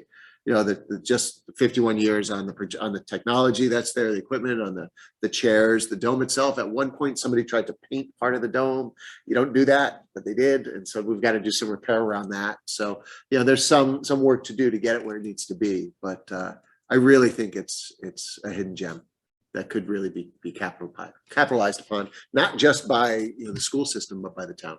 Is there an athletics part of that? I mean, can you do football? Watch film up there. 360 Immersive film experience, study. I like it. next level of competition. Yeah. We could have watched that Kansas City Buffalo game in there. IMAX. If you change to IMAX, man. Yeah. But if we do this right, I think that we set ourselves up for a long time with a truly amazing space that's flexible. I can even see fundraising occurring in the planetarium down the line. Sure. With certain shows and things. It's wide open. I think it's an exciting resource that we have. And again, we talked about the pool before. The story goes years and years ago when they built it, that the discussion was, should we put in a pool or should we do a planetarium? Right. And the decision was, hey, the pool, we've got a pool across the street. Let's do a planetarium. And I love that story because I think it speaks volumes to the value of education and kids and learning that the community places. So I think it's good. The early STEM. That's right. When they built the high school, they didn't want to have the auditorium. So tell us about the lighting in the I don't know if that's they original. were, no, seriously, they were going to cut the auditorium. So the Value lighting in the auditorium is engineering. 30 to 50 years old, 60 years old? 30 to 50. The Okay. lighting. So yeah, some of it was replaced when one of the renovations was completed, but it's pretty old. We have an appropriation right now on the books of 125. We went out to bid, received pricing, and this is the additional funding we need to get, make the project work. Yeah. And painting, of course, we're going to continue at the high school as we are with the other schools. We are staying with our SPED transportation vehicle replacement program that we have in place right now. We replace 3 vehicles per year, and it seems to be working really well for us. Are those current prices? Because it seems like all the vehicle prices have gone crazy. That Well, must be we the get state. them off That must be the state bid. price. We get them, we purchase locally, but it is off the state bid. Right. So we have a good sense of what the pricing is. We do need to start replacing the maintenance vehicle fleet. A few years ago, as Roy was cycling off some of the SPED vehicles, we repurposed them to maintenance. They just haven't worked out. They're not appropriate for the purpose. And the vehicles are way back 2004, 2006 vehicles. So we need to really move forward with this. We have to replace 4 vehicles in a wrap body, which is more expensive. But our maintenance vehicles, we go with the small maintenance type vehicles that they have on the road. And then finally, we're asking for an increase in the technology budget. We've had a lot of discussion about this with our board and administratively. When we went one-to-one with our devices for the pandemic K-8, we had to repurpose a lot of our funds from the technology lease to there. so that we can make that happen, which we did, and it was money well spent. But it deferred quite a bit of expenditures to future years. And one of the most critical pieces is the replacement of the smart boards. They're at the end of their useful life, anywhere between 9 and 12 years old, 11, 12 years old. And they're a critical component of the instructional program in the schools. So we really need to start getting at our oldest units and then replacing those moving forward. So that coupled with the fact that we're going to have to replace the one-to-one devices at some point in the future, we're asking for an increase in the spend of 200,000, but in the annual lease, it equates to about 50. Because we did 40%. And those, the smart boards that we have are another great story. They were actually entirely purchased by the PTCs and PFA. And they went in very quickly in a couple of years because it was new technology. It was very expensive. It was an incredibly generous gift. Having been on the Board of Education at the time as chairman, I remember that. And Yeah. It was Right. a great. Really, really cool. Yeah. But now that they've aged out, you know, it's sort of, there's not the same energy in replacing them. But that's our commitment, right? They bring it in and then we pick it up. So The outdoor learning centers instead. Yeah, that's right. exactly. That's right. I mean, they keep moving forward. That's a lot more exciting. There was a significant donation last night from the Saks PTC to do some work in one of the courtyards out there. Great. To create a space that can hold an entire team, grade level team at once if they want to do some really cool stuff. Super. And this is a tight budget on the capital side. Yeah. I mean, I've seen over the years. Oh, yeah. Big, we don't have to replace a roof. Roofing, We don't, that's right. exactly. And even Window, that acceleration of the high school roof last year to get it done in Right. one instead of over Right. 2 summers, really I think helps out. so normally, Brian, I always ask, can you rank these? And you always nod and then it doesn't get ranked, but that's okay. Really not enough to rank this year. I think that's right. I do know, you're not budgeting CHP for the high school. We are not budgeting it at this point in time. So we're going to be doing the solar. We're working, we met with Mark last week. We're going to get out to bid hopefully by the end of this week. That's a 2-phase project with 3 different systems because we're going to be doing dunning on the auxiliary gym. So we want to see where that and the LED lighting replacement, how it cuts down the load, and then we'll profile it. And then we'll come back with a proposal on the CHP. That's what gives us about a year with the Saks to learn Yeah. from, right?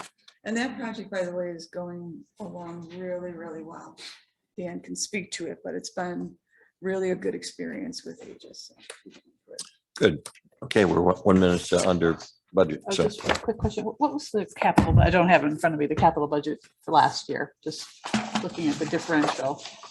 Oh, for this current, for the year we're in Yeah, right the now? year we're in now, right? Well, it was probably around a little over 4 million because we had a $3 million in for the high school roof. Okay, so Yeah. I can close get to you where we this. were last year, just, yeah, okay. Yeah, it should be available online. Yeah, okay, I'll check So it I'd be out. glad to shoot it Thanks. over to you. Sure. And that project's complete and we're very pleased with that project. So we're ready for solar on that building. That'll be all fine. good. 10 o'clock. Thank you. Thank you for making us number one. It's, as we said, team effort, all of us together. Proud of it. Good job. Thank you. Thank you. No, Thanks. Thank you.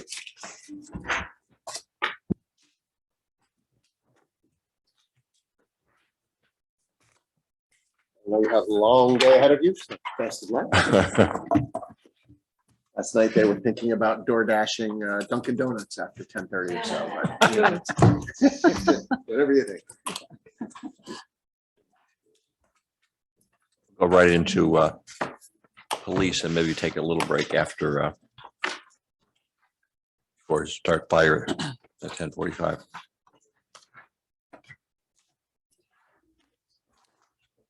Unless you want, Thank you. no one needs a bathroom break. Yeah. Actually, I'm going to take it.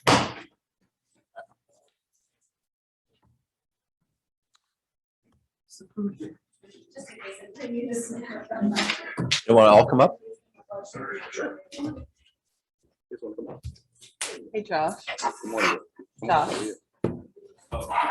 Did they change anything for fire or police in this new one? I have no idea.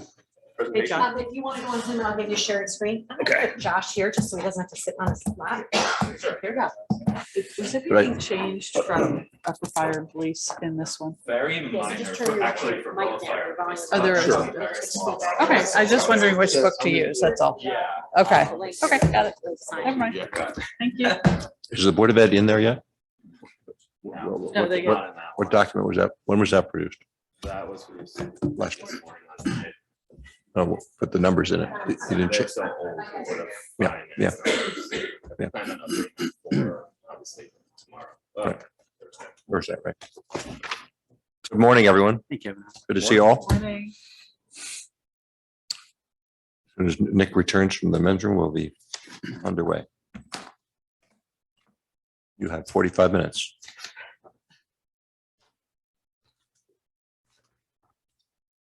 You have 43 minutes now. I would like to go into executive session at the end for 10 minutes. So we could take a break, a 5-minute break after before fire starts it. A couple of concerns. It's not on the agenda. Yeah, we can go into executive session It's anytime. okay? Yeah. What's the purpose? Security. Okay.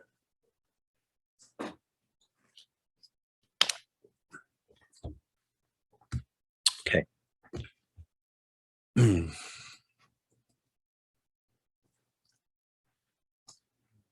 Chief, can you also provide that electronically to us? This presentation that you're going through, if you can just send that to us afterwards, that'd be great. Send it to who? To us, the Oh, of course. presentation. It should. Yeah. I sent it to Josh. I don't know. Like last week, so. Did you? I can toss it on SharePoint if you want right now. Thanks. Yeah.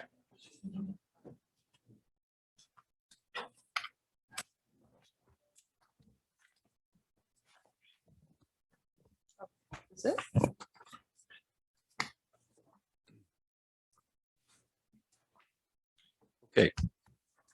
Underway, 10:03. Ready? Good morning, Chief. Good morning. So we're going to go through our FY23 budget today. We'll talk about animal control. We'll talk about your return on investment. Then we'll go into capital, operating, overtime, staffing, kind of give you a big snapshot. So certainly the return on investment this year is pretty reasonable considering the contractual obligations that we have, 3.1% on our operating. And I think we're down 27% capital. But You don't have copies of this, do you? Is this, sorry, you have copies of this? copies, hard Copy. copies? No, I don't. He's posting them on SharePoint. I'm gonna toss it on SharePoint right now. Okay. It'll just take a minute. You want to look at mine? I'm just. No, I can see that. Okay. I just like to have it. Me too. This is how we try to budget every year, thoughtful and careful budgeting, and results of FY23 budgets that's lean, but allows us to strive for excellence. I think you all agree. Our department performs well across the board, despite many challenges this past year. So animal control, kind of people don't appreciate how much work our animal control officer does and what she handles. And I think they appreciate some of the visualizations about what she gets involved with because it's not all domestic animals. So she responded to 262 calls. Some of those are officers assisted with, but most she handled herself. So yeoman's work there, certainly. It's certainly not a domestic animal with escape, so that's something she had to deal with, some kind of PCAP. Puppies, of course, that was a great case.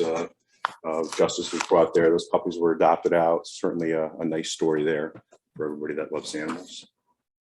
Bobcat, recently Bobcat in New Canaan. So certainly there's all kinds of wildlife here. It's kind of interesting. Bear, pretty big bear there.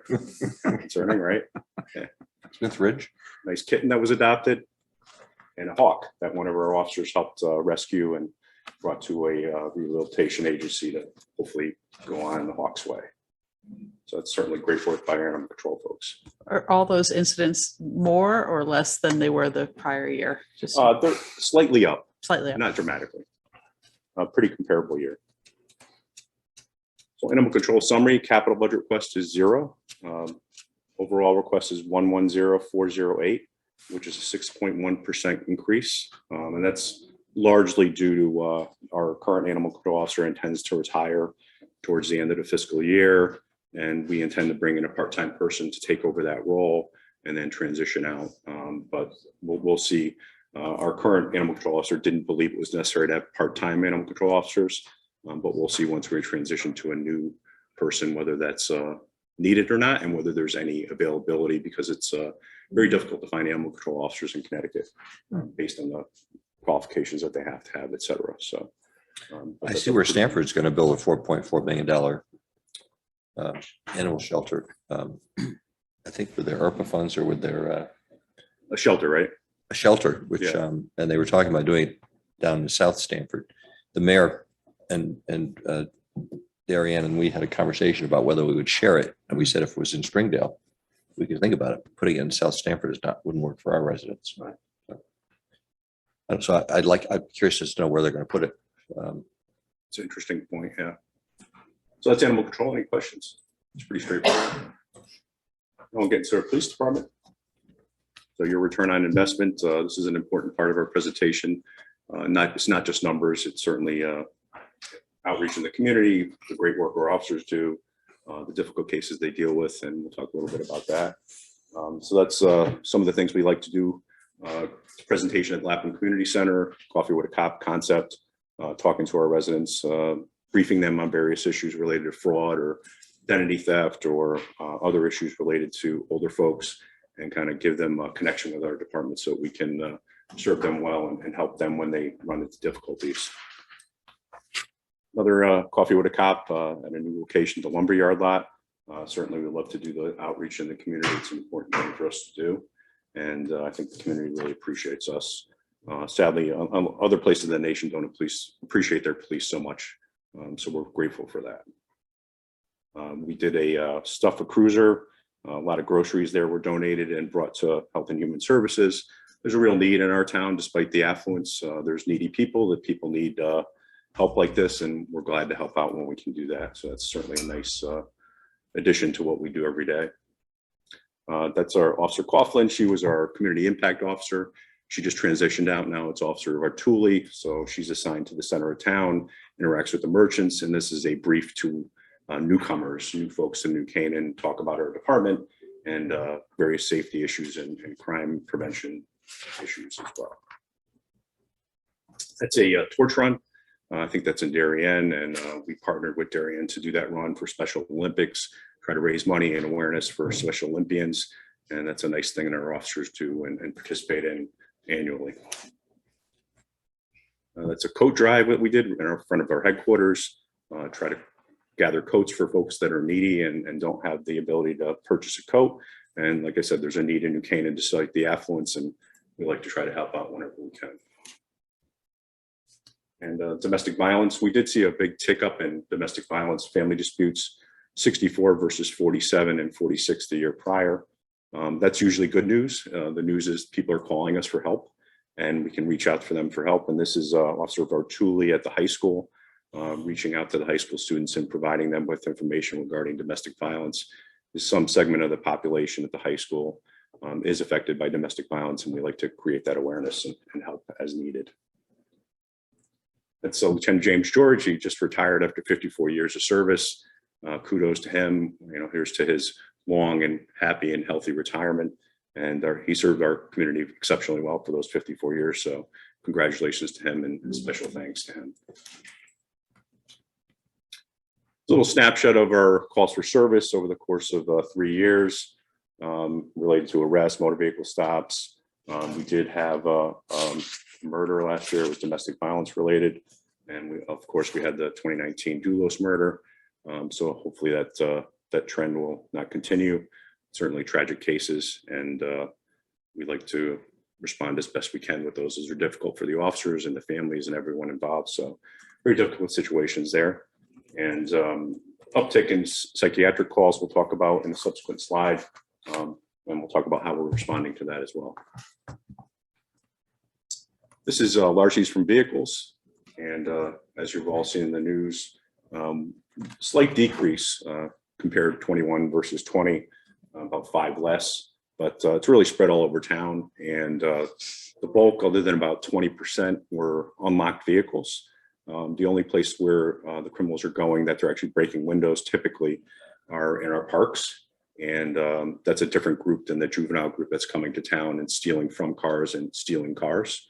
So that's certainly a concern. I think there was one other incident where a window was broken in a driveway because the bad guy saw something extremely valuable, but typically they'll just go to driveway, look for an unlocked car and try to steal from it.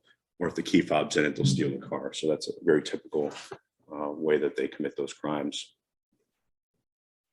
Stolen vehicles, 39. That's a dramatic increase from 2020. And every single one of those vehicles had the key fob in them, despite a few instances where the owner said that the key fob was not in them and the cars were locked. We saw no evidence of forced entry. So we believe the bulk of those were unlocked and key fob in them vehicles. And typically they're recovered within a few days. Last week we had 4 stolen vehicles, all key fobs in them, other than one who the owner claimed that the key fob was not in it and the car was locked, but no sign of forced entry in that vehicle. It hasn't been recovered yet. But one of those vehicles was spotted in New Haven, another vehicle was spotted in Ansonia, another vehicle was recovered in Scarsdale, New York, and another one was recovered in our town after it was dumped. So I guess they didn't like the vehicle and wanted to get a better one. So that's certainly concerning. And, you know, we're committed to trying to mitigate this as best we can and inform the public of best practices. I mean, it's an entirely preventable crime. If you lock your car and you take your key fob in, your car is not going to get stolen. Not a whole lot we can do if someone decides to break a window in a car, other than hopefully investigate and try to get the bad guys later. But if you put your valuables in the trunk, that's another way to prevent that crime from happening, because they're not going to break into a trunk to take it. Are these being stolen to be sold later or fenced in some way, or? No, that's the odd part. There was a couple of instances where vehicles were found at a chop shop in Hartford, but that's not the commonality. It's common, they're just dumped. Sometimes they're used in crimes in other places. In other jurisdictions, these cars, the same groups that we believe are stealing in New Canaan, have been used in drive-by shootings, in armed robberies and things like that. And typically they're stolen, dumped, and they come back into town with stolen cars, steal more cars and dump the cars. So we've seen that too. We've seen stolen cars dumped in our town from other jurisdictions. So it's a perpetual issue, and it's literally going from Hartford all the way to us, Waterbury, Hartford, New Haven, Bridgeport, off Merritt Parkway, off 95, cars are dumped. So everywhere. But it's a statewide issue, really. It's an epidemic of sorts. And it's all, frankly, interrelated to the ease of stealing vehicles. If you leave your key fob in, it's easy to steal it. Years ago, we would see 1 or 2 or 3 stolen cars because they were hot wired per se. But now they're not need to be hot wired anymore, because you just jump in the car and steal it. So that's why I think it's leading to this epidemic of theft. So that's a combined stolen vehicles and larceny from vehicles. It's typically interrelated. So the group in Connecticut that's based will typically come into town, steal a car if the key fob's in it, try other cars in the driveway if they're unlocked, but the key fobs aren't in them, and steal from the cars. And they also steal mail. So it's all interrelated activity. They'll steal from a car if it's unlocked. They'll steal mail if it's in the mailbox, and they'll steal the car if the key fob's in it. This is identity theft, I'm sorry? identity theft, Chief. We haven't seen that connected to this. But what are they doing with the cars? I mean, they're stealing the cars. They're joyriding. Yeah, joyriding or committing other crimes. Sometimes they get credit cards and they'll go charge things in other places, or they find cash. All kinds of things have been stolen from cars: guns, cash, credit cards, passports, everything. And we don't exactly know what they're doing with passports and things like that. Maybe they're not keeping them or using them for any purpose, but it's an odd circumstance. Like I said, some of the cars, it's mostly cars are stolen and then they go other places to steal other cars. Now, if you recall, this past year, we had 2 adults from New Haven come in not a stolen car, but a family car.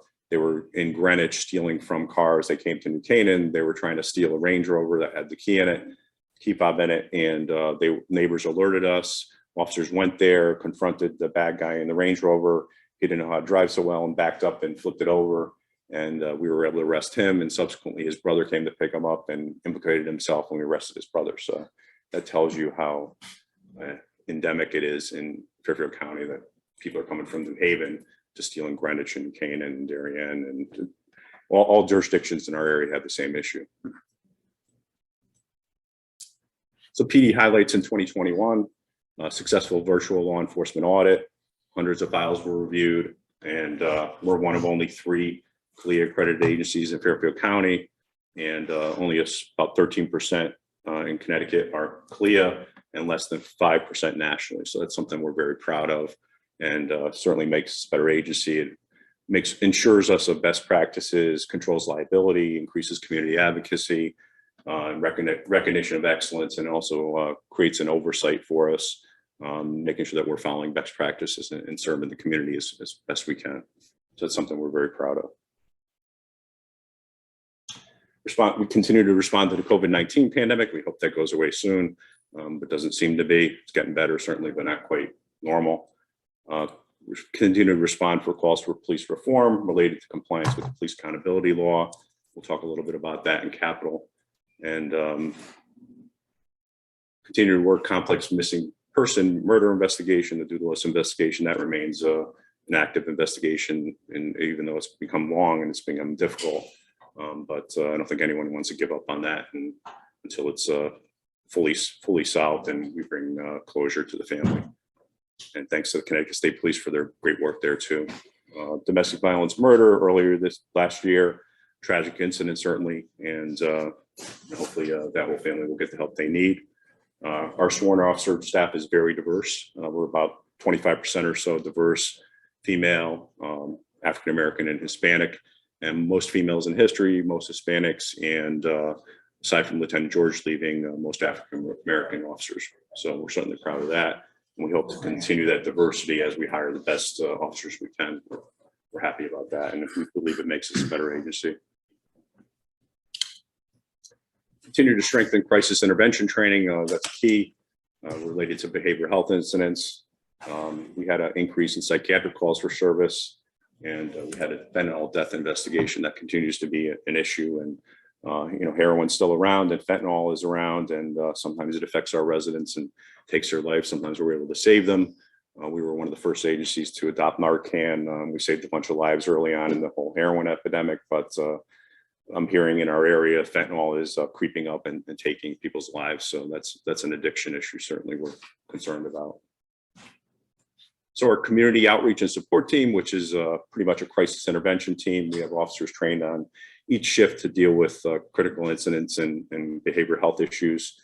They collectively handled about 45 incidents, 66% were adults, 34% juveniles, and they built partnerships with New Canaan Human Services and behavioral health providers to get our residents the best services they can get to try to get them on the path to recovery in a lot of ways. So great work there, certainly. And we do know that effective crisis intervention usually de-escalates force and prevents us from doing things we'd rather not do. So we're very proud of that and the training those officers have. We investigate many complex crimes, frauds and thefts with multiple arrests, retail crime with arrests, bank robbery arrests, adult predator juvenile crime with arrests. Certainly that's a big concern there, the juvenile crimes, victims being targeted on social media and brought into the adult world tragically. But our investigators do a great job with that. And we partner with some national organizations to try to identify when juveniles are being targeted in our town and do the best we can to bring them justice. And that often involves the FBI because a lot of different reasons. So we're very proud of that as well. Child pornography investigation with arrests, and that turned into a federal case. Stolen vehicles, thefts from vehicles with arrests made, a serious injury hit and run with arrest. That was a tragic incident. Thankfully, the gentleman's covering, but that was a great work by our investigators to identify that person and bring them to justice. We continue to enhance community policing, Coffee with a Cop, Civilian Police Academy, Downtown Officer, and we continue to comply with the various provisions of the Police Accountability Law, and that to some degree affects our budget. And we continue to want to focus training on officer safety and use of force, and relentlessly educate our residents about crime prevention, setting your alarm, locking your car and home, securing valuables, and reporting suspicious activity. We can't do that enough. Even though some people get frustrated, they believe we're not doing enough, but on balance, we do the best we can. When we're able to investigate cases and make arrests, we do that. But we need to continue this crime prevention message and pushing that out to the public. And the reality is, if you lock your car and take your key fob in, you're not going to become a victim. So that's really good advice. Ongoing public education. We did a flyer. We placed it on vehicles around town. In fact, that's in a park to remind people to lock their cars and not leave valuables in plain sight.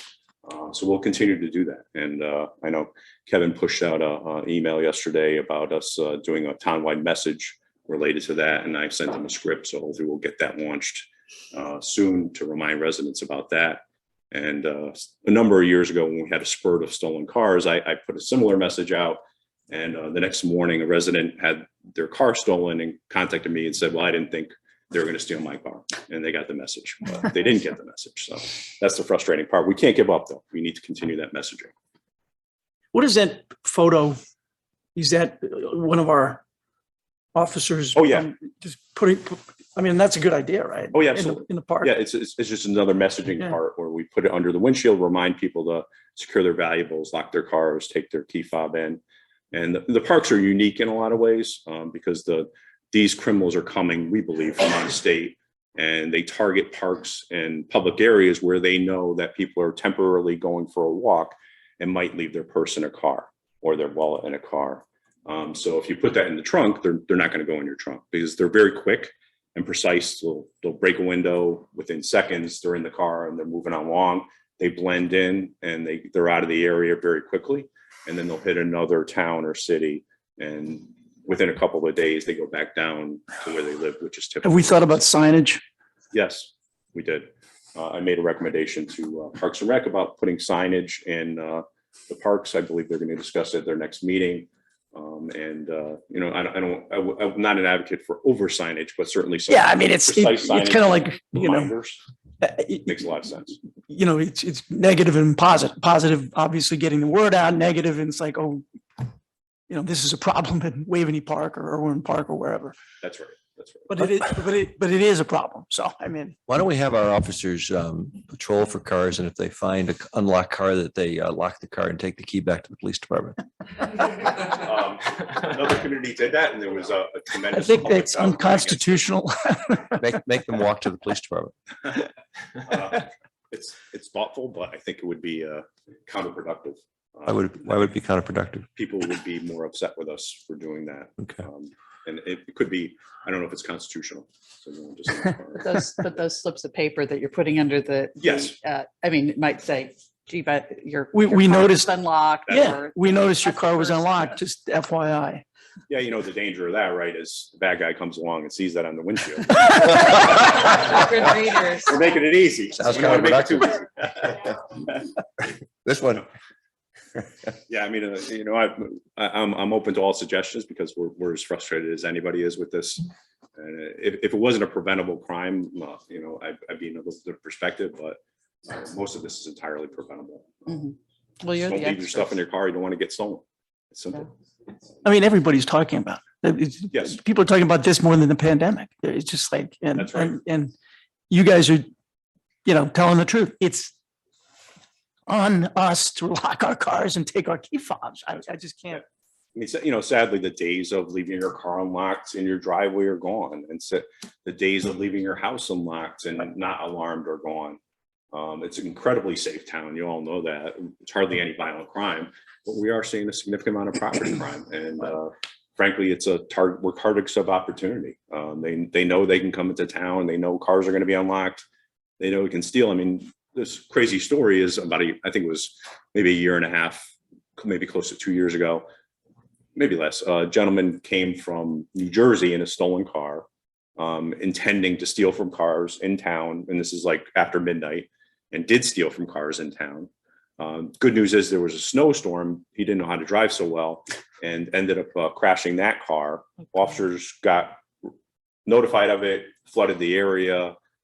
He ran through driveways, tried multiple cars, found a car that was unlocked with the key fob in it, stole that car, subsequently crashed that car, and officers got in a foot pursuit with him, caught him, arrested him, and you know, now he's in the criminal justice system. That tells you how, you know, what an epidemic it is. People are coming from New Jersey to steal from our town. And it's not just New Canaan specifically, it's everywhere in Fairfield County and to some degree everywhere in Connecticut.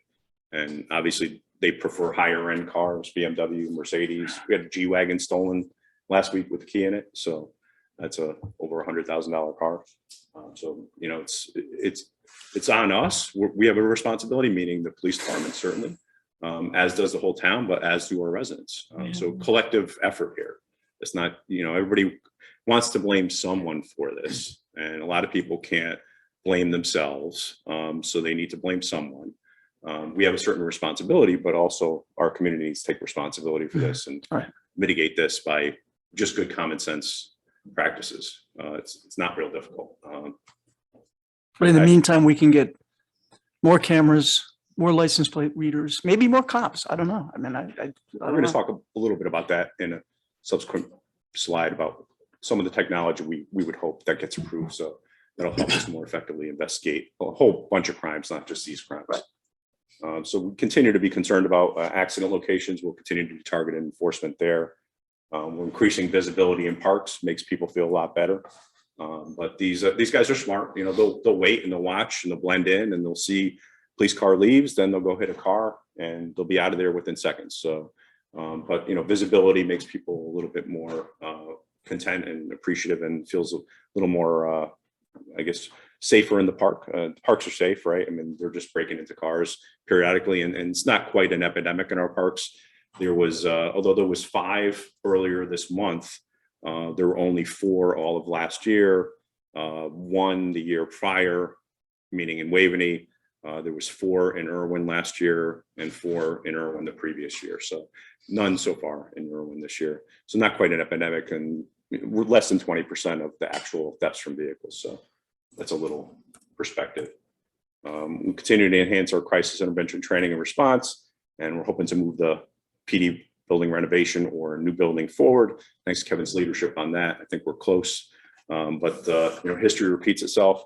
This is a 1979 publication about building renovation, and it's interesting to read. That what year? 1979.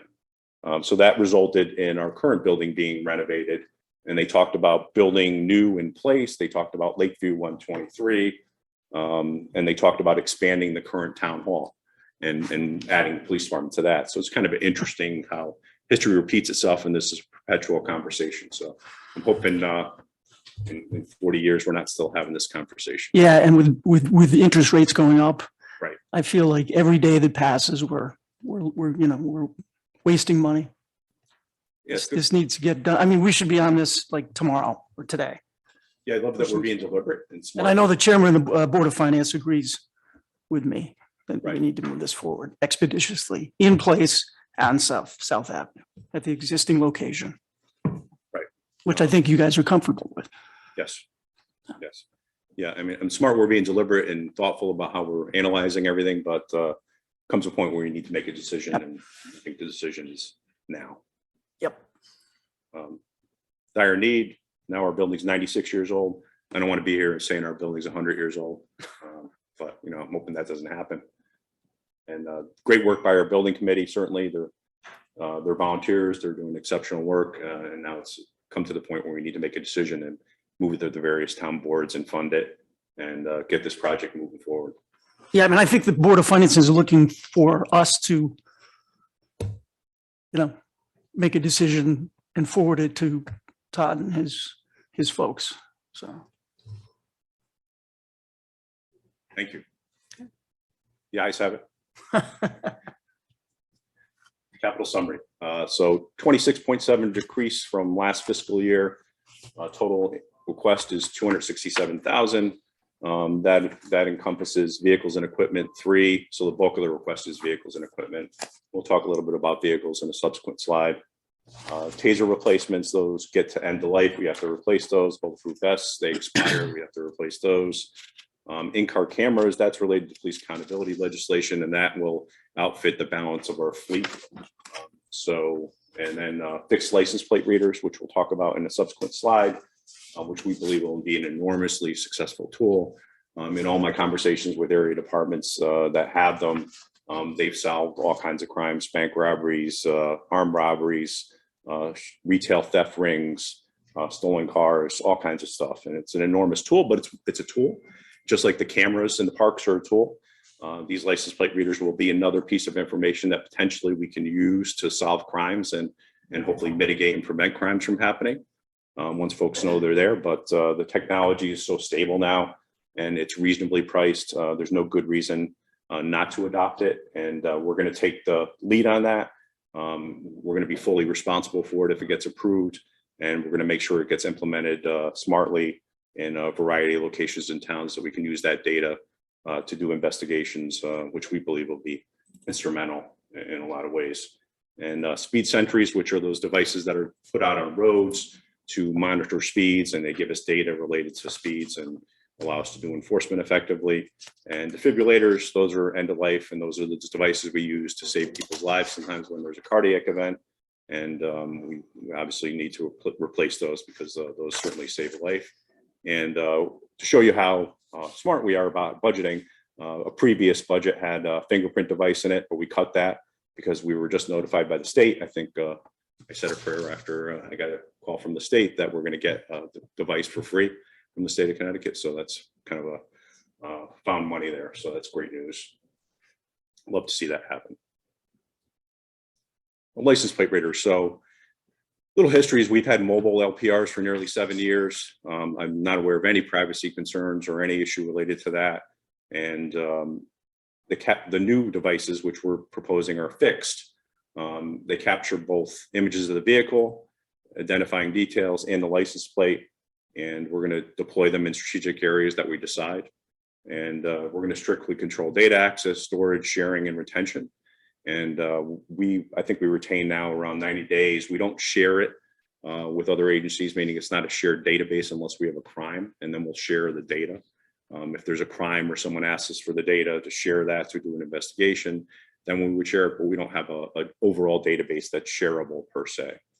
Alerts for hot lists, which is stolen cars or wanted vehicles, Amber alerts, so that's related to missing persons or children, or other vehicles of interest. If we have a suspicious vehicle, perfect example is we had that tragic hit and run case where I believe it was bicyclist was hit and hurt badly. And it took us a while to figure out who was involved in that vehicle. But we had enough information that had we had these license plate readers out in a certain location, we could have quickly identified the person and arrested them a lot quicker than we did through a long-term investigation. So that would be one example of how useful these license plate readers would be. Can you just describe that? So wherever it might be, let's say it's a fixed, is it taking a photo every several seconds, or how would it have captured that? Yes. And then just, let's say hypothetically, it was in the back here at the town hall parking lot. Is one fixed camera presumably, or some camera? How many vehicles is it capturing the license plate? How does that work? It's a dual head camera, what we're proposing. So the dual head at a fixed location will capture both directions of traffic, and it captures every vehicle. And it's that quick and it's that efficient that it's able to capture that, store it, store it. And Is then it a film then, or is an actual video? Or yeah, is it's taking snapshots. Yeah, and you can actually get videos of the vehicle. Okay. It's a snippet. It's not long term. It's not constantly filming. Right. Okay. But so the good news is the cost is at a price point now where it just makes perfect sense to do it, because it includes installation, maintenance, all costs involved, and it's a proven crime solving tool. And I can't say enough how important this is to do it. And I get there's some people that are privacy concerns, but we've been smart about how we've used our mobile license plate readers for nearly 7 years, and we made some accommodations when that was first discussed.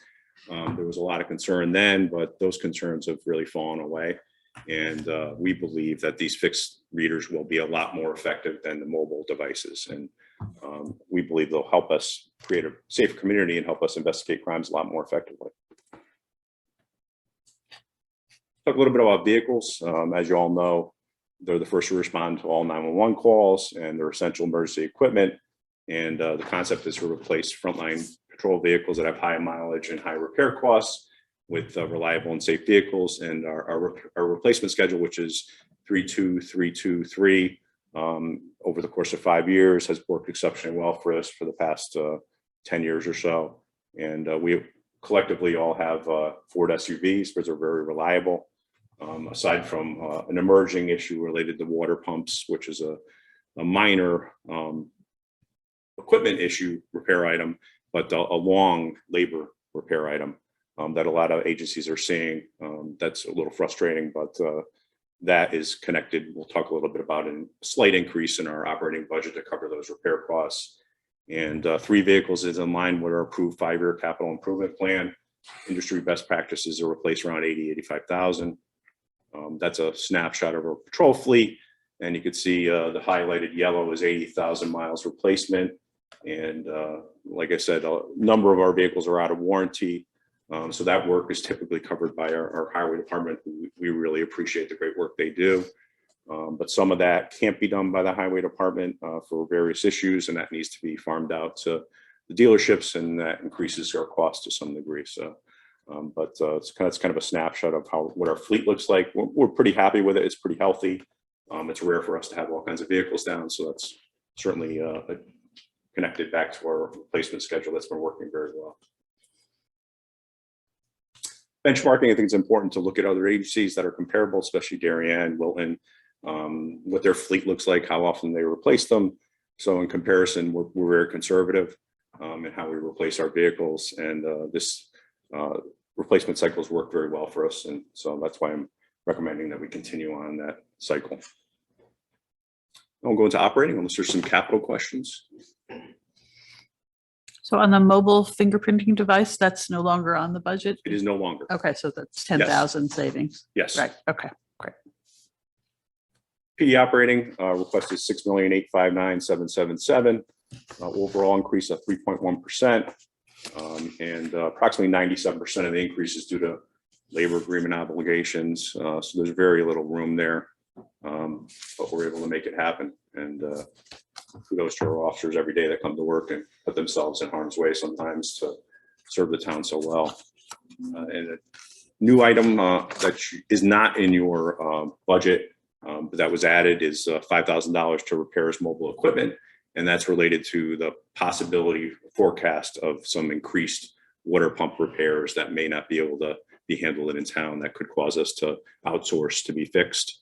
I think it's like a $200 part, but it's 8 or 10 hours of labor. So that's the challenge with it. I guess the whole engine needs to be taken out, and it's really complicated. So that's a challenge with that. And it's unfortunate, but overall, the Fords have been very reliable for us, aside from that recent issue that was emerging. And we're hearing from other agencies that they're having the same issue. Salary offset, that's an item that was new in FY21, and an overall decrease in our budget of 142,074. And that's projection on a 9-month vacancy due to the retirement or resignation of 2 top step officers. Right now we have a vacancy due to Lieutenant George, and at any time we could have someone retire or resign, and that leads to the vacancy. And typically the past, there hasn't been a year, I don't think, in recent memory where we'll be going over budget. So we're always under budget, and we're very careful of how we spend the town's money. So we appreciate. We at 44 now. I'm sorry. 44. 47 officers. We have 47. We're down 1, so we're at 46. 46. 1 officer's on military leave, should be come back soon. 1 officer's on long-term injury, which we'll talk about in a few minutes. So that's kind of our snapshot of our staffing, but I'll get into more detail in a subsequent slide. And as I try to talk about every budget cycle, we're very smart about what we ask for and how we ask for increases and decreases related to our needs.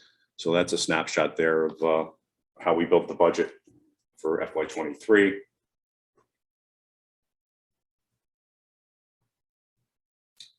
PD staffing right now, 7 sworn members are eligible for retirement. So we have to be smart about that, in that if we have a vacancy, we try to aggressively hire someone. Very difficult these days. A lot of folks don't want to be police officers because of police accountability and anti-police sentiment. And then it's a whole different generation that a lot of folks aren't interested in policing anymore. And so it's difficult. And there's a lot of openings in Connecticut. I think more than 40 departments are trying to hire.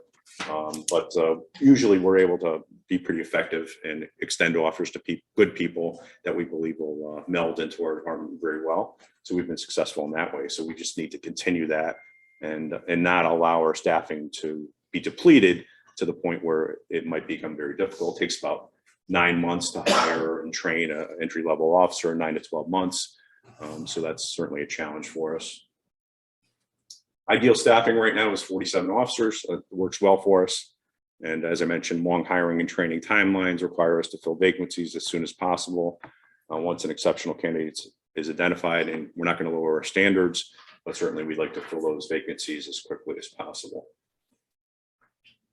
Right now, we're down 3 officers, 1 due to retirement, 1 long-term injury, and 1 officer on military leave that hopefully is going to be back with us very soon. He just came back from deployment and is back in the United States. So very soon he should be back with our department, and thankfully he came back safely. So that's good news. So there's our staffing challenge. As I mentioned, the hiring environment in Connecticut is very challenging. 40+ departments are trying to hire, and we're one of those 40.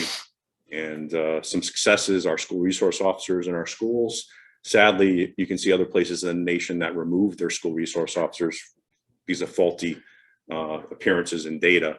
But I think the good news is everybody loves our school resource officers, and they wouldn't want them ever to leave the school because they interact so well with the school community, and they provide a level of safety and connection that is unparalleled, frankly. So that's a very successful program. Another success is our community downtown officer. I don't think the merchants love that connection there, and it's a great thing considering some of the crimes that we've seen in the past year or so. Bank robbery, we saw a forced entry of our jewelry store, a lot of retail theft, miscellaneous things happening in town. So I think the community impact officer adds a level of connection and safety to the center of town that is frankly unparalleled. Talk a little bit about overtime. Based on historical spending, which is tied to labor agreement obligations. Overall, it's less than 10.5% of our aggregate salaries. Nationwide, many departments average 18% of their aggregate salary, so we're very conservative in that way. And our overtime spending is in line with comparable police departments and town emergency services. And that's a question we ask ourselves every fiscal year when we build the budget. What do we need? Why do we need it? And that shows you how careful we are about how we're budgeting. We have about 10 years of data there.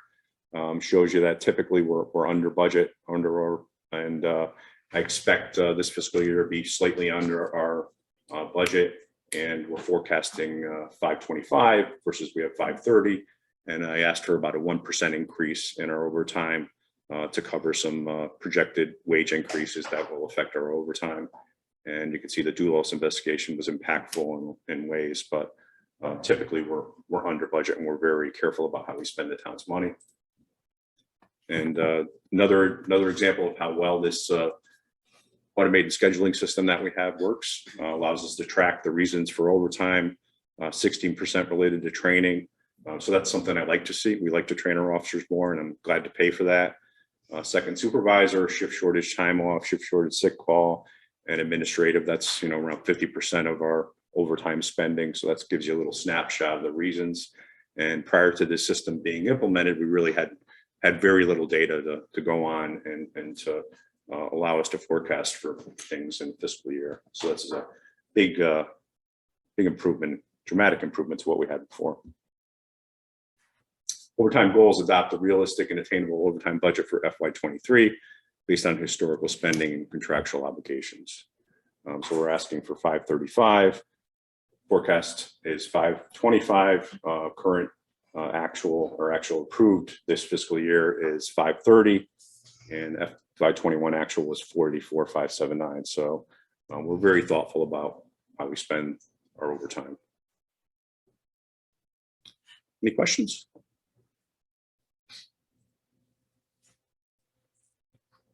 Questions? Thank you.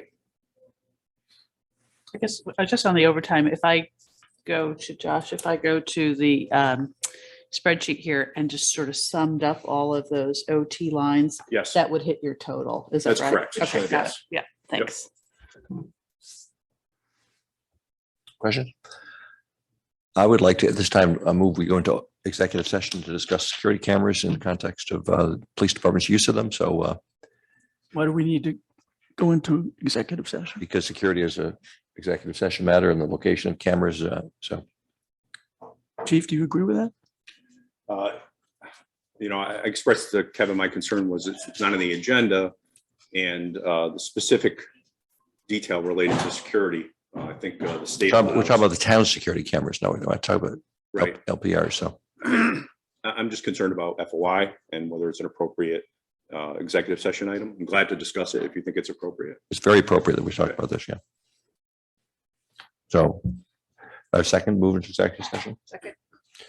All in favor? Okay. So I think Tiger and Joe's and Cheryl doesn't have to stay, but I like my finance. Bob, you have to leave. Tucker, the CFO and the budget Stay in. managers can stay in. Yeah. So.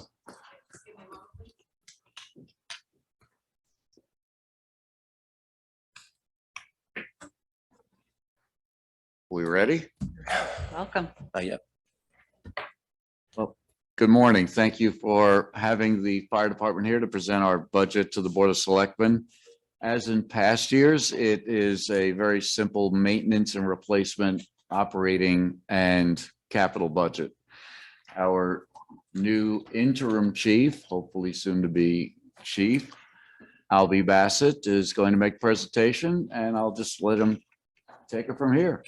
And I'm here to answer your questions. Thank you. Thank you. Good morning, everybody. So my short presentation on some of our mostly increases for the fire department budget. So we'll go through that. We're not working. There we go. So I sent out the department's annual report last week, completed it. Just a couple things I wanted to highlight on the annual report. We maintained through our training and our inspection division and our pre-planning maintain the ISO class 3, which addresses the insurance costs to our residents and our property owners. So we maintain that. We did, we hit over 3,000 community contacts. I started tracking that in the last quarter of the year and went back for the entire year, which is how many times our fire department interacts with people. And you'll see under my goals, one of the goals is to try to decrease responses based on these community contacts and public education. So we probably did about 3,500 that were documented and I can go back to, which is great for pub ed.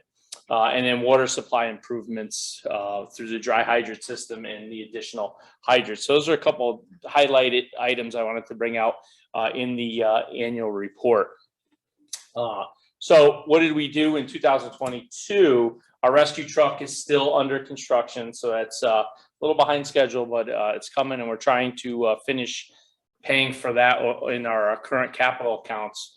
The career assistant chief, my position was created and started in September. Continue operations in the pandemic. Mostly it was an impact in our 22 budget on our overtime accounts and to be, well, actually our 22 numbers with the overtime accounts with the amount of people who were sick and were quarantined at the time. That has since subsided based on vaccinations, which was great that the overtime number has come down.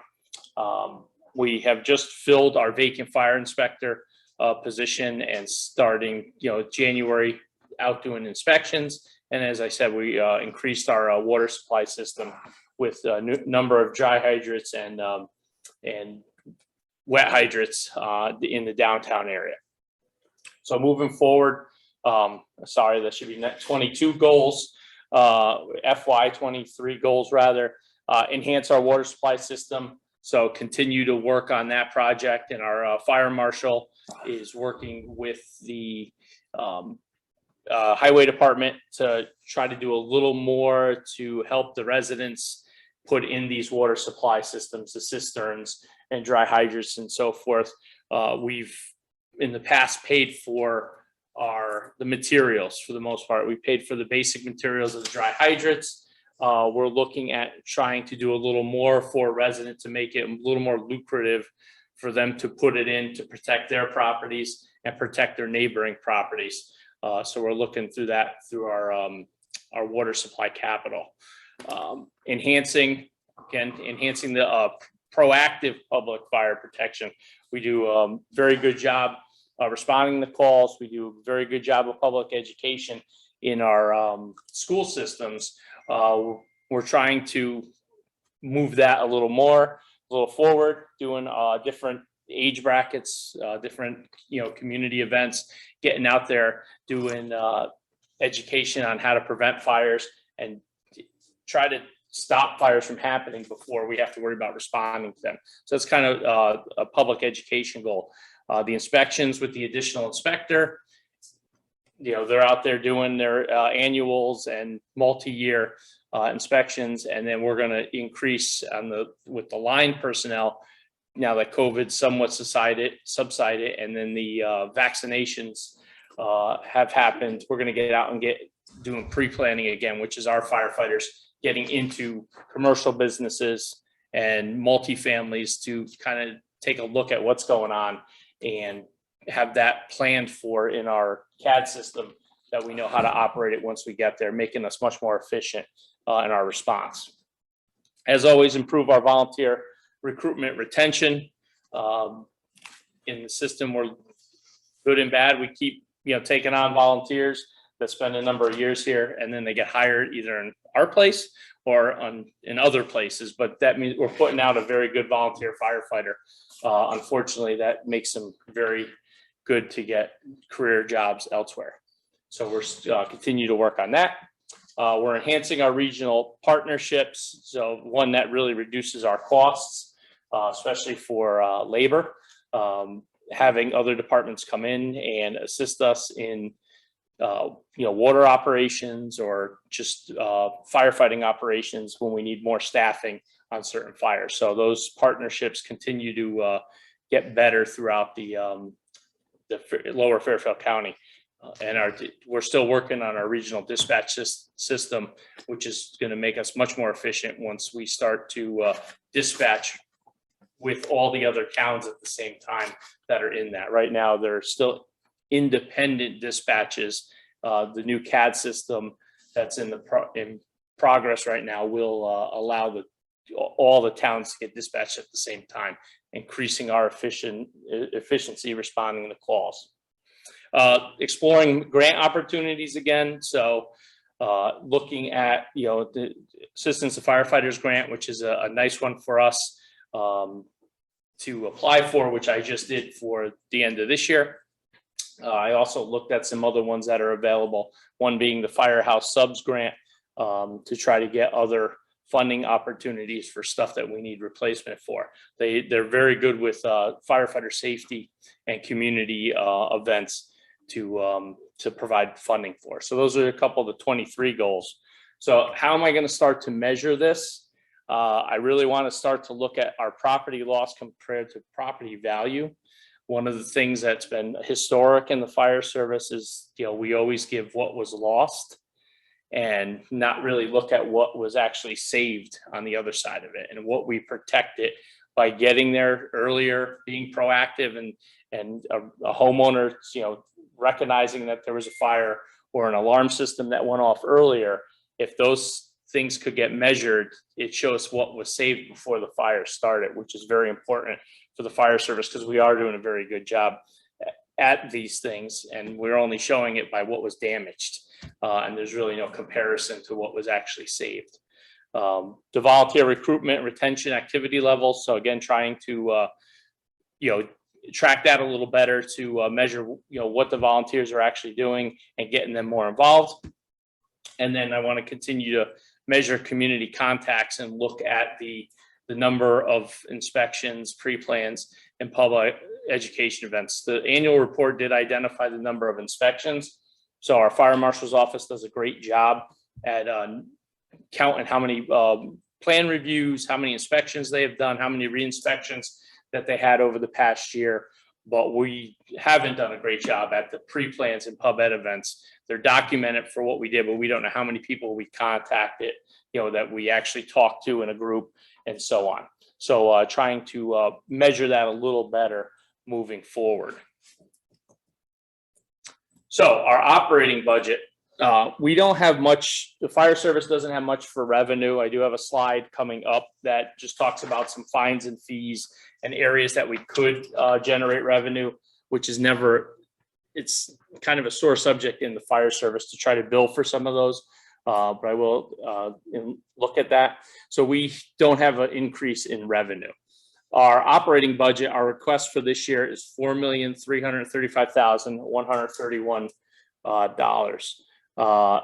That is 97% of that is non-discretionary. So it's money that we have to spend, either contractual or different laws that say we have to complete certain tasks, inspections and so on. So that's where the non-discretionary comes from. The discretionary is things that we can possibly live without. We make a conscious decision, whether we want to continue with a piece of equipment or something that we're doing. And that's only 3% of the budget. The increase is 6.2% from 2022. It's 266,506. And that is mostly salary. Again, I broke it down. 6.5 is non-discretionary again. And I had there was 10% increase with the discretionary. How could that, from last how year. could 6.2 be lower than 6.5 and 10.8? Is that, I think Am I I missing looked at these myself, and I think that I'm looking at the 6.2 of the overall number, and then inside the numbers, I double checked these, and I may have. I could go back and look, but unless there's another category that's discretionary, non-discretionary, and a third I category. think Josh can help. Our sheet shows it's up over last year's budget, 7.1. That would sound about right. Yeah. Is that it? okay, so maybe in our back and forth, the I mean, it's gotta be higher than- 7.1 total. It's got to be. One of the numbers is budget to budget and the other is Right. budget to actual. Correct. Okay. Budget to Okay. budget is 7.1, which is, I think, was what the chief is. Yeah. referring to. Okay, so our number 7.1. Yeah. Okay, Yes, officially. that's- Okay, That's how, after the changes, That my makes fault. sense. That's All okay. right. Okay. that's all right. No Just- worries. That's how we look at it. And there's just a graphic on what we're looking at as far as our discretionary. The top one graph shows that our personnel expenses 91%, which is in line with fire departments, career fire departments and combination fire departments in Connecticut. Definitely, we're right around that 90% range as far as personnel costs versus other operating costs. And then my discretionary and non-discretionary there down on the bottom. So what drove the increase? The collective bargaining agreement is the largest one. The contract was settled after July of 21. So we had a 2.35% increase that wasn't in the 22 budget. That's now accounted for in the 23 budget, along with the 2.5% salary increase moving forward. So both contract increases were accounted for in the 23 budget now versus what was actually in the original budget moving forward, the 22 budget. Right. And that's reflected across all the salary lines. So that increase was brought up in all the salary lines across the operating budget, which is it's well broken down into whether the overtimes for vacation, holiday, sick time, our callback, and so on, if there was anyone out on injury. So each one of those budget lines, the 2.5 and the 2.35 were indicated in there. Are also with the contract, the bargaining agreement, the educational incentives were increased. So those went up from 150 per stipend that a firefighter has to 200 per stipend. So that was accounted for. And there's additional classes that firefighters continue to take that add on to this on an annual basis. So those are accounted for. What changed since 2022 and projected the ones I could project this year moving forward that the firefighters are enrolled into this to date. A large increase in service contracts. We chose to, it was recommended to take out the outside contractors line based on our, the way we use outside contractors. they're more service contracts. So the outside contractors line was zeroed out, and we moved them to our service contracts line. And what's the driver on this one is we have to change over to a new records management system. So our current records management system, Firehouse software, is sunsetting at the end of the year, and we needed to increase that. It's going to go, roughly, we're still in contract talks with different vendors to see which one we want to use. Well, we're looking at at least the 3 times increase from what we're paying with Firehouse. So that's what the increase is under the records management system. And which also we need to do is add a staffing software that we can use for scheduling. That's going to talk to ADP and send the payroll information over to HR. So some of the RMSs include that, others don't. We think the line in service contracts, we've accounted for it with most of the vendors that we're looking at. But we did, as I mentioned to Josh on this line, I'm just nervous of the number we put in 3 months ago is some of the software and the staffing is coming back a little higher than what the original thought was with just using the records management software. So we're still working through some of those. We haven't decided on a software package yet.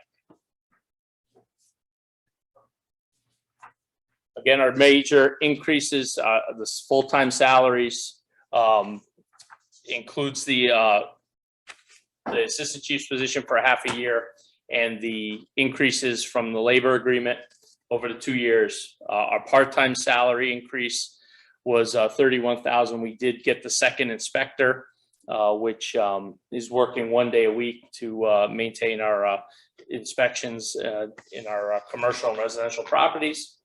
And then again, all the reflected line items based on the salary increases and the educational incentive, and the electricity, fuel, and propane based on guidance from building management to what we're looking at the cost increases are, and that came out of Bill's office to increase those numbers.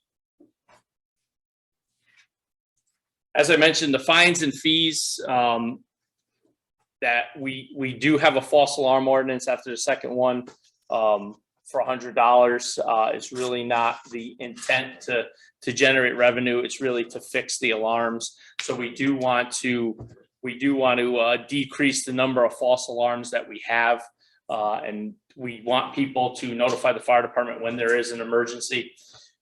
And just not to say it's a false alarm, don't come. So they're pretty good. There's very few repeat alarms, but there is the $100 to penalize if there is a problem with the alarm system.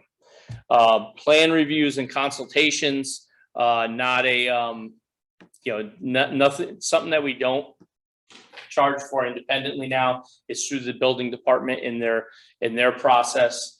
And blasting permits, which are very minimal, $60 per year. So $60 per event. So we're usually averaging 1 annually. So not a lot of revenue, and a lot of these things are managed through the building department, and nothing that we're going to generate any additional revenue on. Just a slide on historical budget.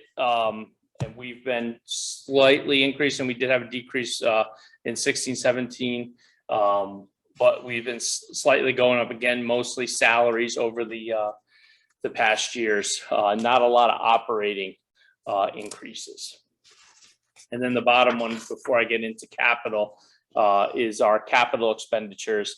And you can see we have very large spikes in the certain years because of apparatus replacement. And that'll be in a future capital request, but those are the spikes usually in the capital requests. Before I move on to capital, is there anything on the operating that I can explain a little better? Yeah, if you go back to the slide, I think there's a double counting here on the salary line from the contract.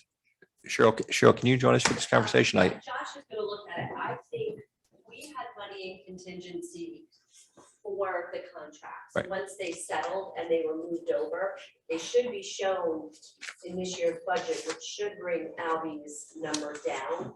I just don't know, Josh is gonna check, and we're gonna check with Linda, Check into it. when that transfer was made, if it doesn't look like Okay. it got put into the budget, because I can't get my head around why it would be 6. I don't think the transfer has been made yet, Okay, but Lunda, I believe, had accounted for that, the transfer within the budget. So I'll double check.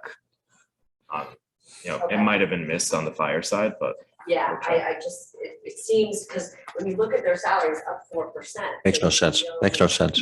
When the Right. contract is 2.35, it looks like some of that wasn't moved over, so Josh is gonna look at Yeah, because we're budget to budget was 4.8%. And budget actual was 9.3. If we're looking at the document that was sent.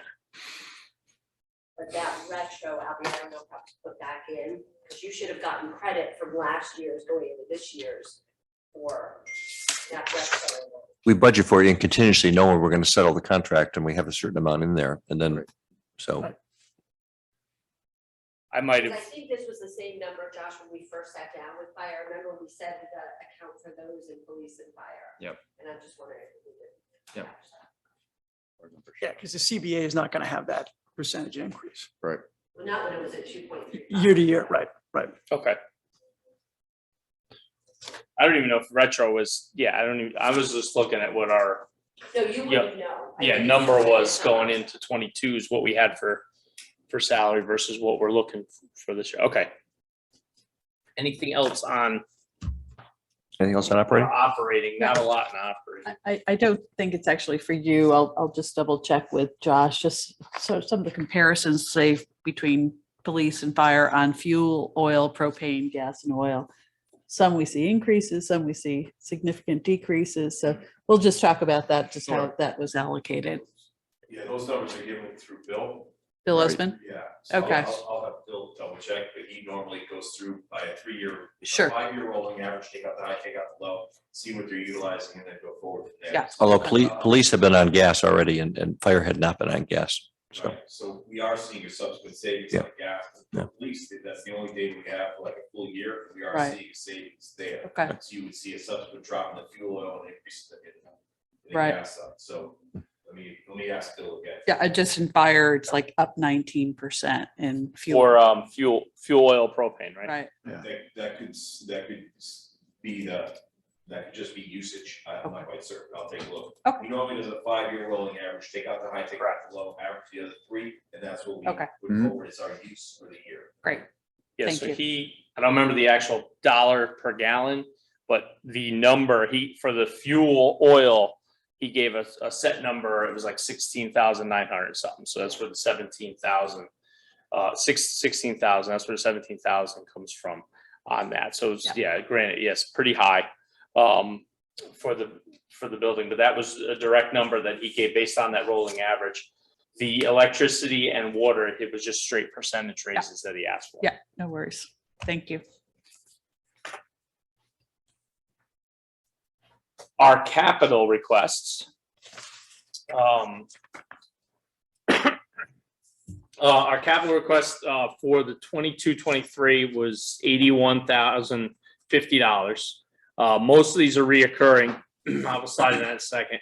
The new addition to this, based on what we were looking for over the past 5 years, is the addition of tri-band radios for our for the on-duty staff, the career staff that's working 24/7 because of the mutual aid responses.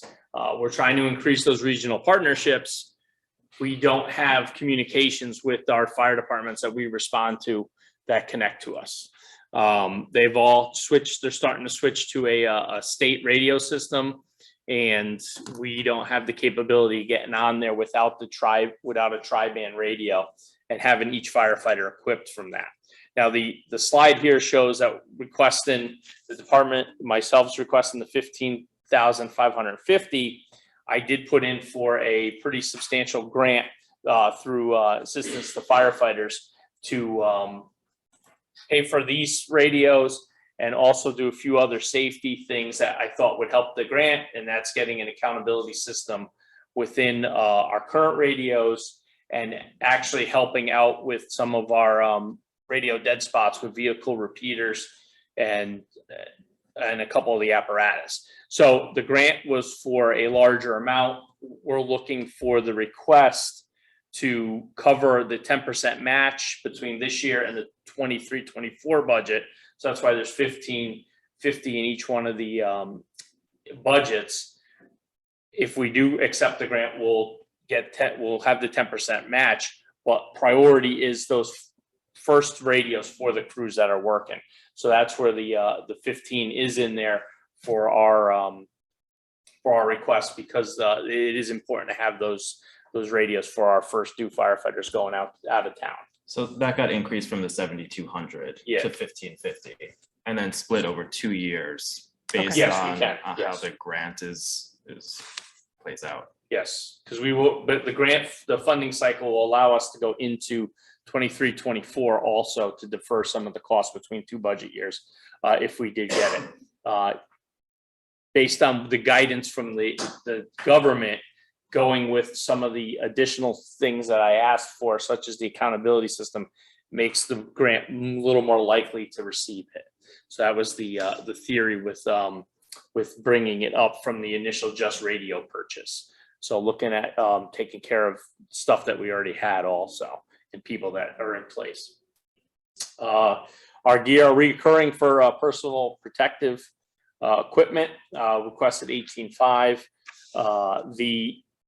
We have about roughly 70 sets of gear.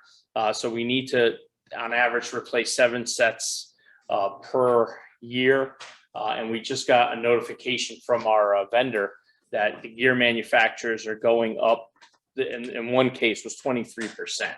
So that's gonna basically take one set, a quarter of our set of gear that we had budgeted for that we won't be able to fund. So looking at that further in the 5-year plan, I increased it by that 23% through 23 through 27 because of those current increases that they're talking about right now. And the other is the reoccurring in the water supply, the tools and equipment and so on that we've funded. We ask for every year for regular replacement based on NFPA standards. Equipment wears out. That needs to get replaced. Again, they're all long-term pieces of equipment, anything from our extrication tools to our thermal imaging cameras, and then our hose appliances and so on, that just from wear and usual and our testing and so on, and life expectancy on those. And there's just where we are with the capital requests, that the 81,000 request. My 2 slides are $50 off, but that's this asterisk again showing that it's the grant funding that Josh just assisted me in explaining. And there are reoccurring versus non-reoccurring. So going back to I don't know if you want to, I should mention that, apparatus replacement, looking at 24, once the rescue's completed, our next apparatus replacement is 24-25. It's usually an 18 months to 24-month process to replace an apparatus, but that's a 1997 pumper that's been pushed back a couple of years to put the rescue in front of it, and the good maintenance that's happening right now from both the members across the street and sending it out and doing the regular maintenance on it and body upkeep has kept that truck much longer than the expected service life of it. So we are going on roughly, I think it's in 97, so we're over 25 years. We're at 25 years right now for it. And then SCBA, 5 years out, that's our SCBA breathing apparatus will be coming up in 2027, which will make them 20 years old. They're past their service life. Usually it's 15 years that they save for a SCBA service life if they're getting used. So just preparing for that in 27, which is also a potential good candidate for grant funding 5 years from now. And that is my presentation. I will take any additional questions or.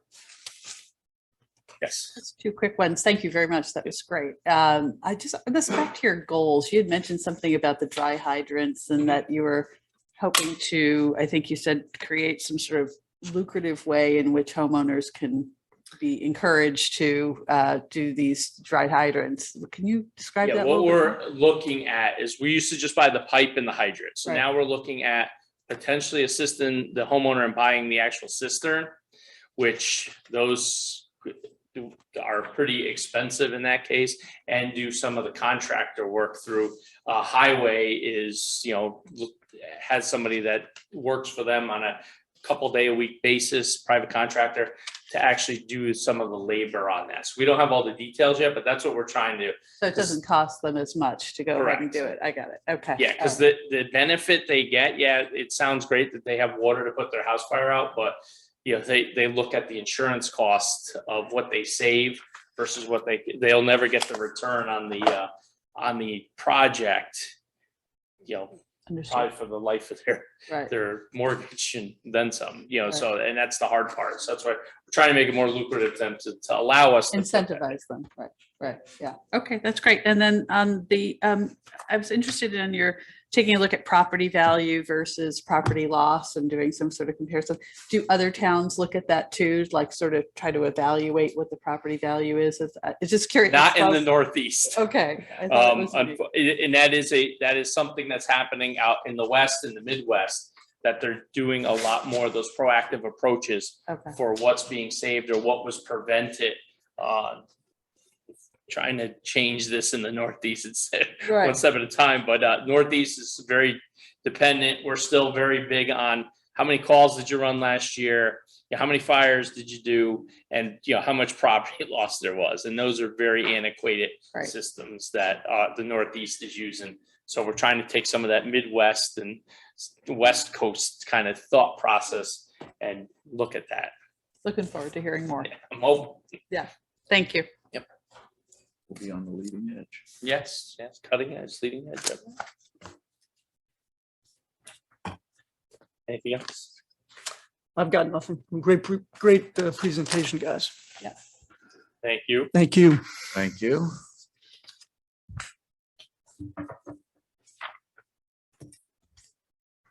Who's next?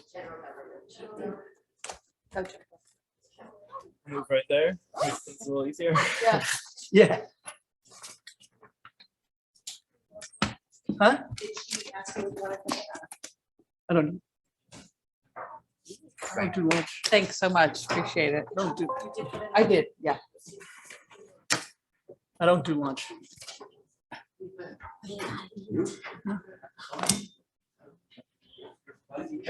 Oh, thank you, sir. I'll take any.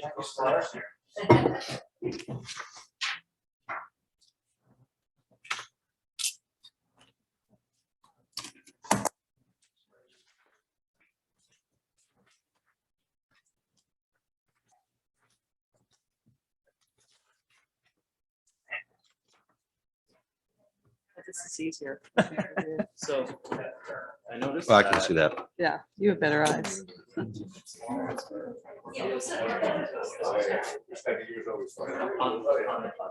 So we can use it as a. Yeah. That's the So whole that's part. the difference, yeah. I don't know. Okay. I don't know. He didn't have the transfer prepared. Is that? I don't know. So Kevin, it sounds like, we'll be able So to, what would the percentage be? it should bring it down 2.5. So, but he's gonna check. it seemed, It has to be. There's no way it could be that high. he moved the non-union, nothing. It's just moving numbers. So we'll get that right. So we're gonna do all of general government except registrars. Correct. You have more work to do on registrars tomorrow or Thursday, so. So maybe. Okay, Yeah.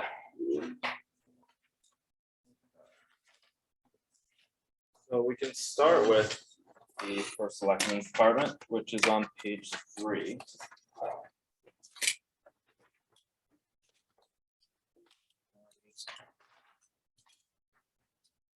This department has a 5.6% year-over-year budget increase. That is led mainly by $20,000 put into economic development. Also led by the 401k contribution that was increased by about $10,000. Speak about the economic development plans or. Tucker, why don't you join us?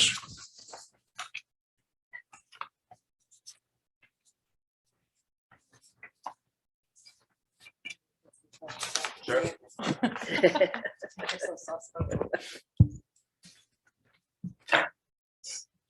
Tucker's chairman of the TDAC committee and has economic development in her job description. So You all have funded this for the last few years.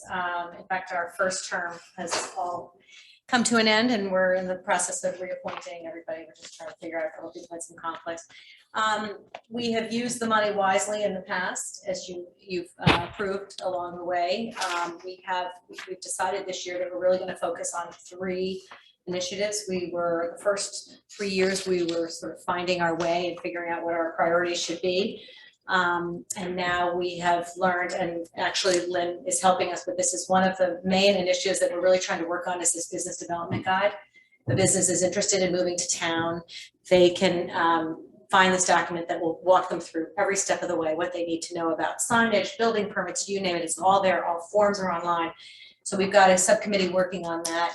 We also had a very successful launch of the October for Design program, which has now been a full-time position. It's been funded through the Historical Society to run that. We had 20 representatives come from Palm Springs to visit it this year to take advantage of the program. So that, and then just some very sort of basic marketing initiatives that we would like to explore. We could always use more funds, but we're grateful to take what we have. And that's in a nutshell, really what we're planning to do this year. So moving on to finance, if there's no questions on the first slide. any questions? I just had, let's see how many. So just 2 questions. So on the 401k employer contributions, is that because we have? So as we have people moving out of the pension and into the 401, you're going to see that go up. Okay, So with Tom moving out and Tucker moving in. check. you'll see Okay, all right. Thank you for that. That happens with a couple departments also. Right. Okay, great. Yeah, I saw that in a couple of them. I'd just like to comment maybe on salaries part-time, and actually I haven't had a chance to talk to either of my colleagues on this. But I know years ago we did an analysis of the salaries or the stipends that the selectmen receive, which total about $8,000 per year. And I was just wondering if we can look back at some of that history and maybe how other towns are providing a stipend. And I would be in favor, if all things work out well, for actually reducing that to 0. I mean, I view it as a volunteer role, and many of our colleagues in town council and Board of Finance, P&Z, et cetera, all serve as volunteers, certainly Board of Ed as well. And I think this was historically done, years and years ago? Remember, Yes. Kevin, we looked at this once years ago at the town council level. And unless there is a good reason that it needs to be a certain amount, I just don't think that it makes a lot of sense and that we don't consider taking that down to 0. So, and we haven't had the opportunity to chat about this, Nick, but I don't do this job for the money. I figure this is the time you earn your money in the budget season. well, but everybody does. Making about $280 an hour. I make $23 an hour. Do you? So Anyway, I just. I do some I work think on what we it. found out, Kathleen, when we looked at it, it was all over the board. So In terms of how other towns how do other it. towns do Yeah. it. So we can definitely. Just do maybe we that can research. revisit that, Anne, maybe that's something you can take a look at. It would be a good reminder for me, but I just think when I consider all the other volunteers and how they serve on different boards and commissions, I just don't know why, the 2 selectmen are actually compensated. So I love the idea that we do tax abatement for a number of our volunteers and so forth. That's great. That would be more valuable. Right. Yeah, exactly. Well, there's a Yes, cap. it would. There's a cap on that, but anyway, I think that that might Good be one. worth taking a look at. So moving on to finance, there is a 3% increase in expenses highlighted with the salaries full-time, which is the hiring of Anne and also the promotion of myself And Diane. and Diane as well. So there's been a lot of salary changes and staffing changes, of course, in the department. Don't believe there's many other highlights within the department other than just salaries overtime, which I think there's just been a lot of overtime in the past year-end budget, year-end time around June, July. Do you have any questions about? Any questions? None here. Have you had any opportunity to think about your finance department budget since you arrived? Yeah, I looked through them all. We could talk yesterday. I'm good with it. So do you want to run through all expenses first and then go to the revenue side, or should we flip flop back and forth? No, go through all the. Yeah, it's probably easier. So moving on to the tax assessor's office, that was actually a drop of 1.7% from last year. And Cheryl can also speak to that. I believe that's all in salaries as well. Staffing changes, correct. That's almost a new department. Moving over to the tax collectors department. That is a 1% increase over last year, which is pretty much flat. I don't think there's anything really to highlight in that department. Legal, is there anything really to say? It's down 16%. Yeah, on legal, I would note, as I mentioned at this Board of Selectmen meeting, we have a whole chunk of the 220 Elm Street project, which is not normal course.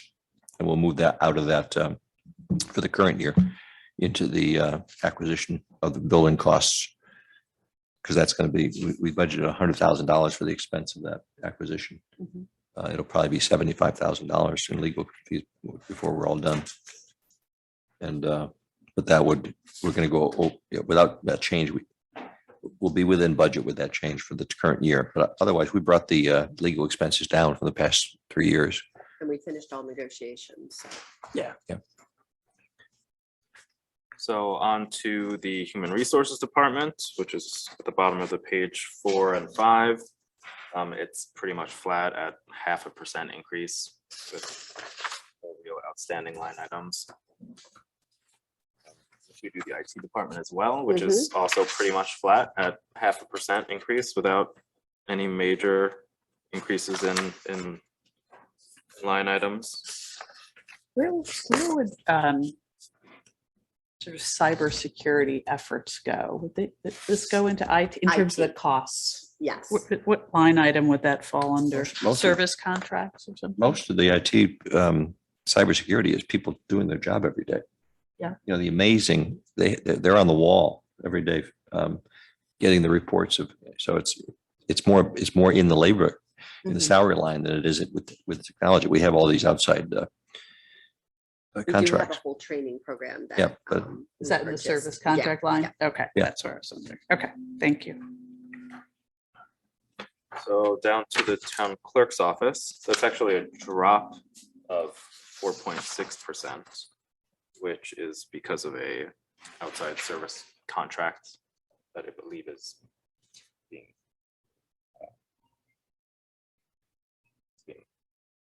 finished. I guess. Let's skip over that. Registrar will do it on Thursday. Mhm. And land use is doing, Tiger, do you want to come up and?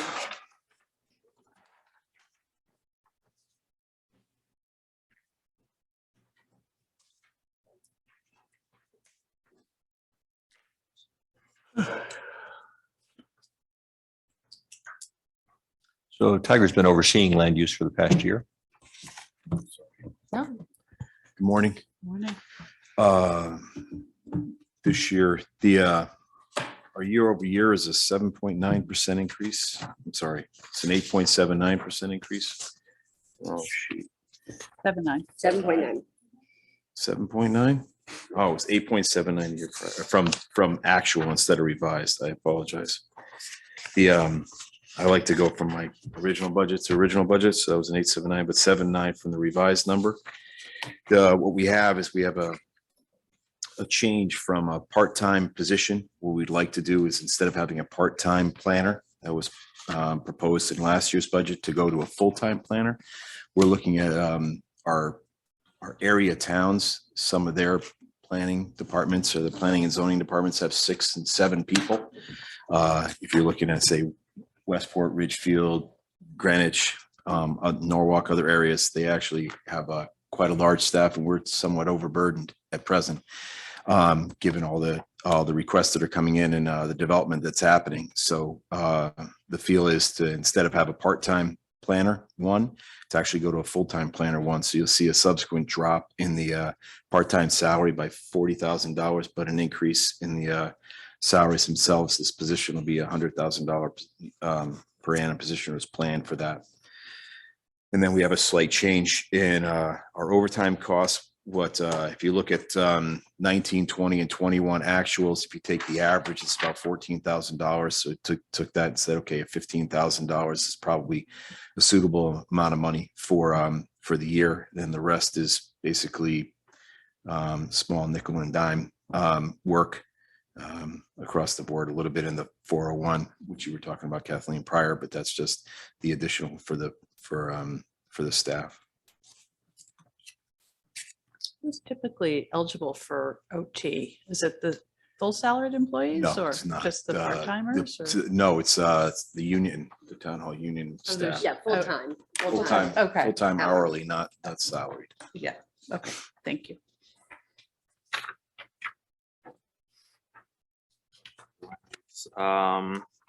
You go over health and security benefits or not really? We're still waiting for the broker to put the numbers through, so We'll do that on Thursday. hopefully, if I get them, but I mean, we can talk about it and I can give an overview, but. So down to page 7, the parking department is pretty much flat. It's a 0.6% increase over last year without any outstanding line items.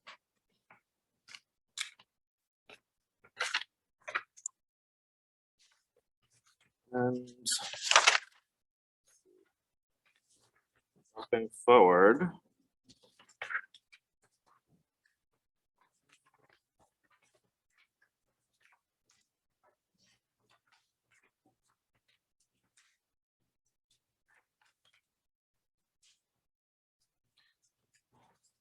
About that debt service in this as part of general government, or is that it is what it is? It is what it is. And that Do you have any comments about it? It is what it is. It is. It Other is than what it that. is. It's what it is. We can't change it. We can't change it.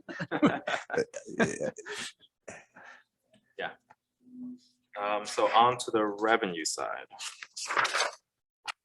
Well, actually, I mean, on that score, I suppose that's where maybe we might mention this subject of bond premium. Is that what you meant? Yeah. Okay, so we have bond premium that was earned on the $25 million. Was it $25 million we did in December? Yep. No, And actually also some previous bond premium. And you can use that in different ways. You can use it toward other capital projects. You can use it toward paying your interest on the bonds you just issued. You can use it for up to 3 years or something. And so anyway, we've decided we will apply this bond premium to our debt service. It amounts to 2.1 was from last November's bond issue. So it comes in as revenue, and then it goes, and then it reduces the debt service That's why there's a effectively. Decline. Yes, 9.5% decline. Well, but you don't show the Yeah. effect on the debt service. You take it into revenue, As a transfer in. is a transfer in, so I see that as a the effect of line. it is to reduce your debt service, but the debt service is shown. So isn't that what the bond premium offset is, 2.1 million? Yes. Yeah. Okay, so it shows up as a net decline of 9.5%. Yeah. Correct. Okay, yeah. good. Makes sense. So on to revenues, sorry, Sorry, can you just talk about the volunteer tax abatement under the contingencies? Don't we do that every year? Is that going to be for 2023 as well? Remember we did that Yes. with Linda? Like, it seems like every meeting we had another, couple of people. Yes, no, that should be continuing. There was. Yeah. So I don't think that we had that in. So was 62,000 for this year. 17. Probably it's going to be about the same. Yeah, we definitely. The same 62 or I think it was about 2,000 per person or something like Right. that. So, Yeah. so that'll get added in there. and then the 300,000 for contingency, is that for the salary? I see salary contingency as a different line item. Not sure what the top one is, 300,000. It's all. All types of, any non-salary. issues that, no, so it's a bucket that we have. Okay, for any other issues. Okay. And we have moved over fire, police. We've just settled public works, so we will be moving those salaries over. So For the salary contingency, right? Correct. So we have one line item for salary contingency and then other contingencies for everything else. Like Okay. projects that go. Okay. Things like that.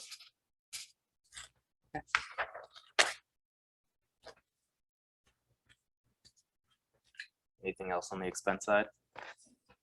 Are we doing any transfers to the Waveney pool or that's done? I think that is done.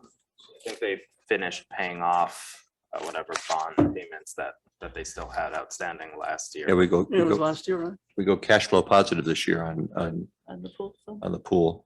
Okay. And, that's going to show up in revenues? well, to show, Yeah. show a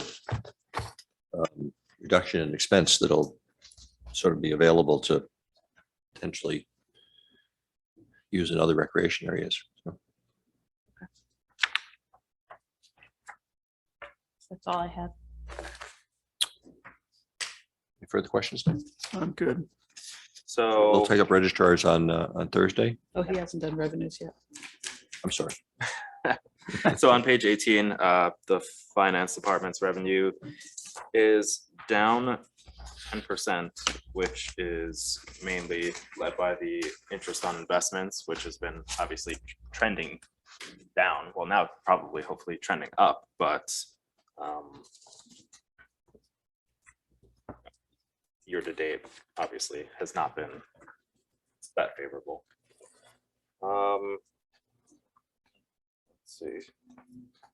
Tax collectors, obviously, just based on this budget, so that's nothing really to go over. Parking department, oh, well, I guess town clerk's office. Increase in by 73-ish%, which is led by conveyance fees, as we know, have been on the incline for the past year and a half or so. That's really the main cause of that increase. And I believe lastly is parking, which is down 21%, which is the main cause of that being parking permits, which is down by 26%. I think year to date, it's at 330,000 and we're planning next year to be around 480,000. Just by the way that parking permits are purchased, the timeline that happens, year to date is almost where we're going to end up by the end of the year, with the exception of business permits that get sent out.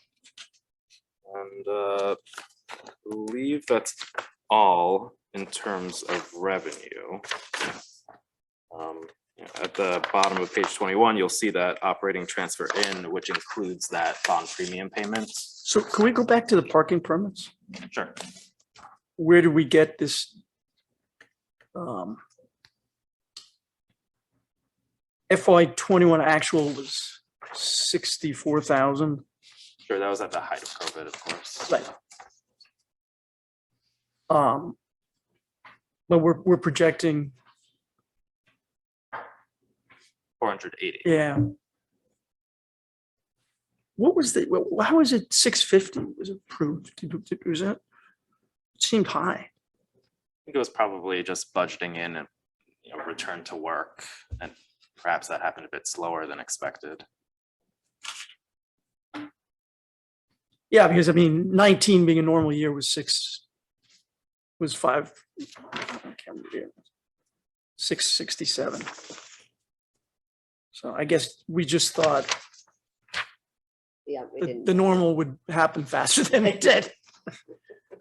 But I guess I would ask, I mean, do we think 480 is,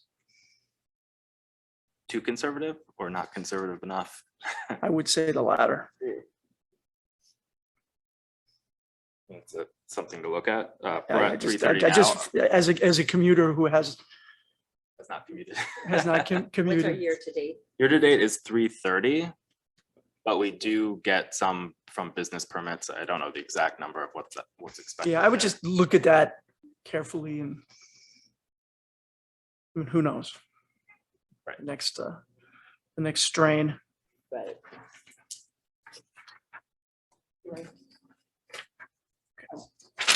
And so just the last thing is the operating transfers in, which is 243% up, which is just the bond premium that we have in there now, the 2.1 million.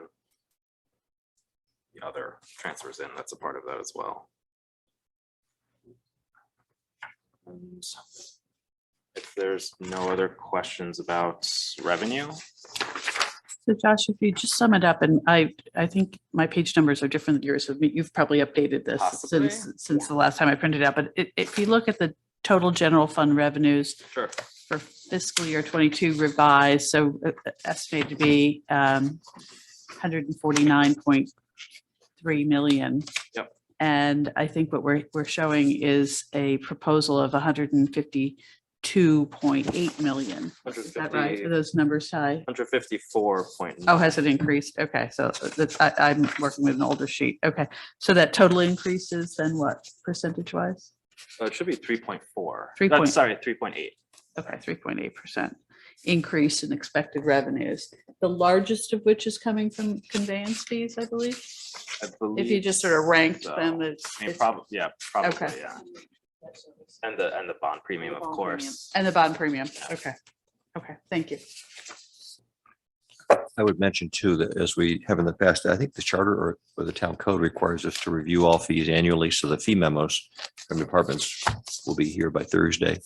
We don't really plan to, we can take a look at some, whether we want to, but for the most part, we're not recommending fee increase with, I think, one exception perhaps. Well, anyway, so we'll talk about that on Thursday. So moving over to capital, which should be page 120. Okay, I'm going to the new one. Not to confuse anybody. 120 should be, hopefully. It's not really current because it doesn't have the Board of Ed. So approved this budget. is from this morning. Yeah, but it doesn't have the Board of Ed. Yeah, approved. right. Yeah. So starting with the tax assessor, has the 2023 townwide revaluation, which is 150,000 split over 2 years, this year and FY24, which is $150,000 then. The IT department has basically their two standard hardware, software, and WAN hardware, software at $80,000 a piece, which move forward over 5 years, of course. Other than that, that pretty much sums up general government in terms of capital. Are we doing health department on Thursday? Health department's Thursday. There with, yeah, health and human services.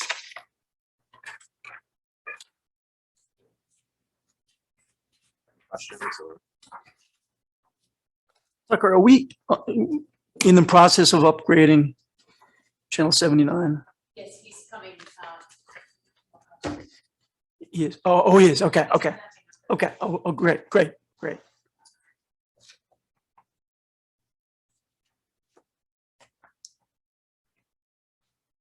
So we're right on schedule.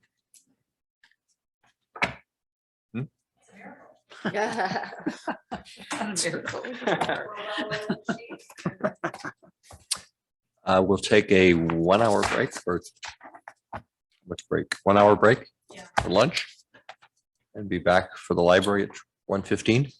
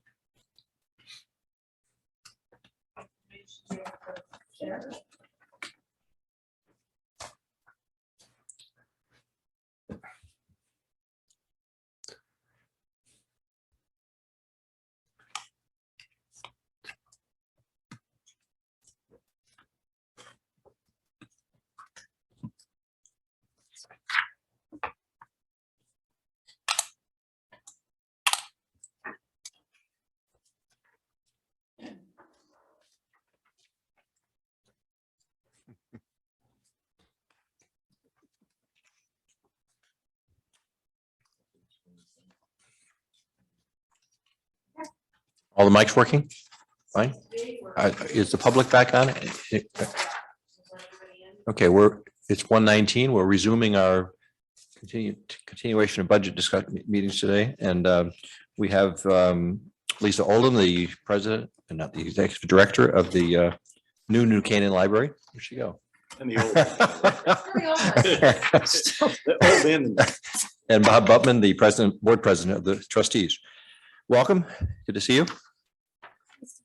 If you would begin your presentation. Ready? Yes. Okay. More than ready. As we always do, this is a great opportunity to just talk a bit about what the library has delivered to the community in the year gone before we get into the detail level of the budget itself. So I've got a few minutes of slides here just to share all of that with you. So as you all know, it's all about service to the community. And this past year, despite the vagaries of. Oh, Tucker, you have that. Sorry. Can you move that?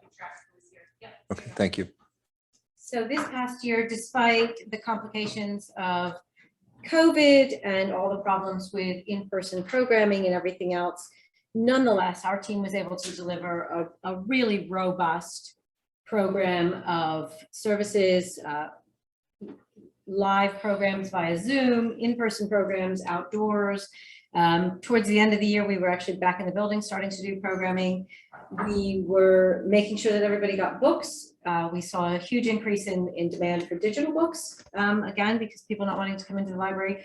We have been doing home delivery. We've been making sure that whatever services the community wanted, we were still delivering them despite COVID. We also enhanced a lot of our partnering, both with town departments, especially Parks and Recreation, as well as all of our nonprofit friends in the community. So the team really frequently gets lots of input and feedback from the community about the services they're delivering. And I assume I only get negative feedback about the services the town is delivering. But go ahead. So I often don't see a lot of this, as it turns out, because I put a call out a couple of weeks ago to my department heads and said, I'm pretty sure you all, occasionally get some nice notes. And I got pages and pages, of which I've extracted only a couple here, but the flavor is very representative. We do occasionally get the negative ones. I think I had 3 last year, most of them all related to nothing to do with service provision. And just some lovely pictures of what it is all about for us, which is serving our families in New Canaan. And we made heavy use of the outdoors right up until last week.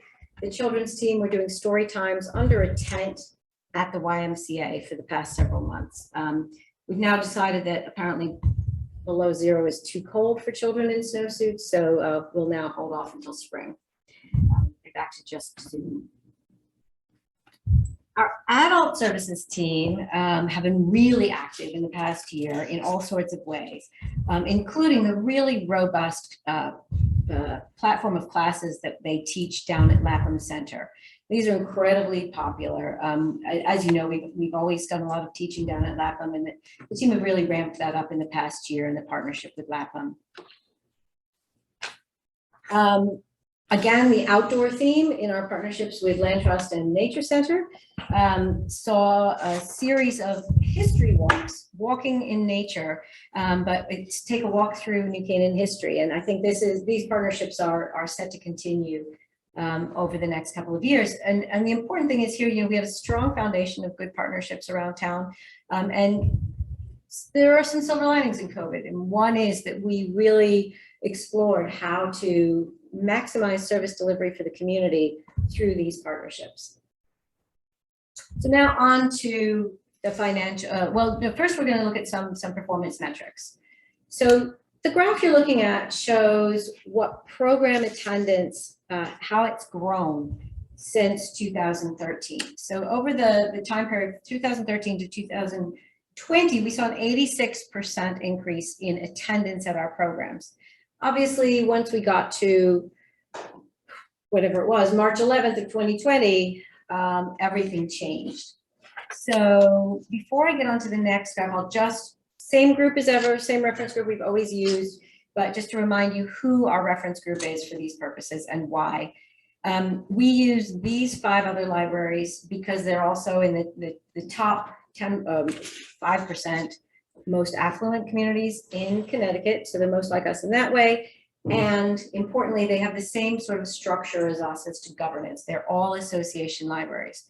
And I know I might be recounting some stuff that you already know, but whereas all municipal libraries are the same pretty much, association libraries are on a spectrum in terms of their proximity or distance to the municipality. So the one library that is most similar to us in every way, from size of population and governance structure and everything else, is Darien. But the others are all association libraries. They're all very similar to us in every other way, and they're all a similar placement on the angelic rankings for the state of Connecticut. So on to looking at some comparative measures. So this is the total full year of COVID 21. And this is program attendance per capita. I have a call in to my equal number over at Westport to figure out what they did. I've had an invitation to lunch, but I haven't got the answer yet. So I don't know how they did what they did. Have you seen that but before in prior years, or is this is just an outlier? It's an outlier. Wow. So whether it's the Westport community or something that the Westport Library did that was different, but as you can see on per capita basis, double the level of attendance of all the rest of us. So I'm going to dig in and find out more, but I couldn't exclude it because I have no evidence why not at this stage. But you can see that we did outperform all of our peers on attendance. The team have been extraordinary in the past year in terms of maximizing our program dollars for the community. And what it turns out, no surprises, I suppose, is that people who are experts in their fields are really happy to do presentations when they can do it from their living room and not have to spend 5 hours coming up from New York or wherever. So we've been able to really capitalize on that. The flip side of that, of course, is what we spent to get it.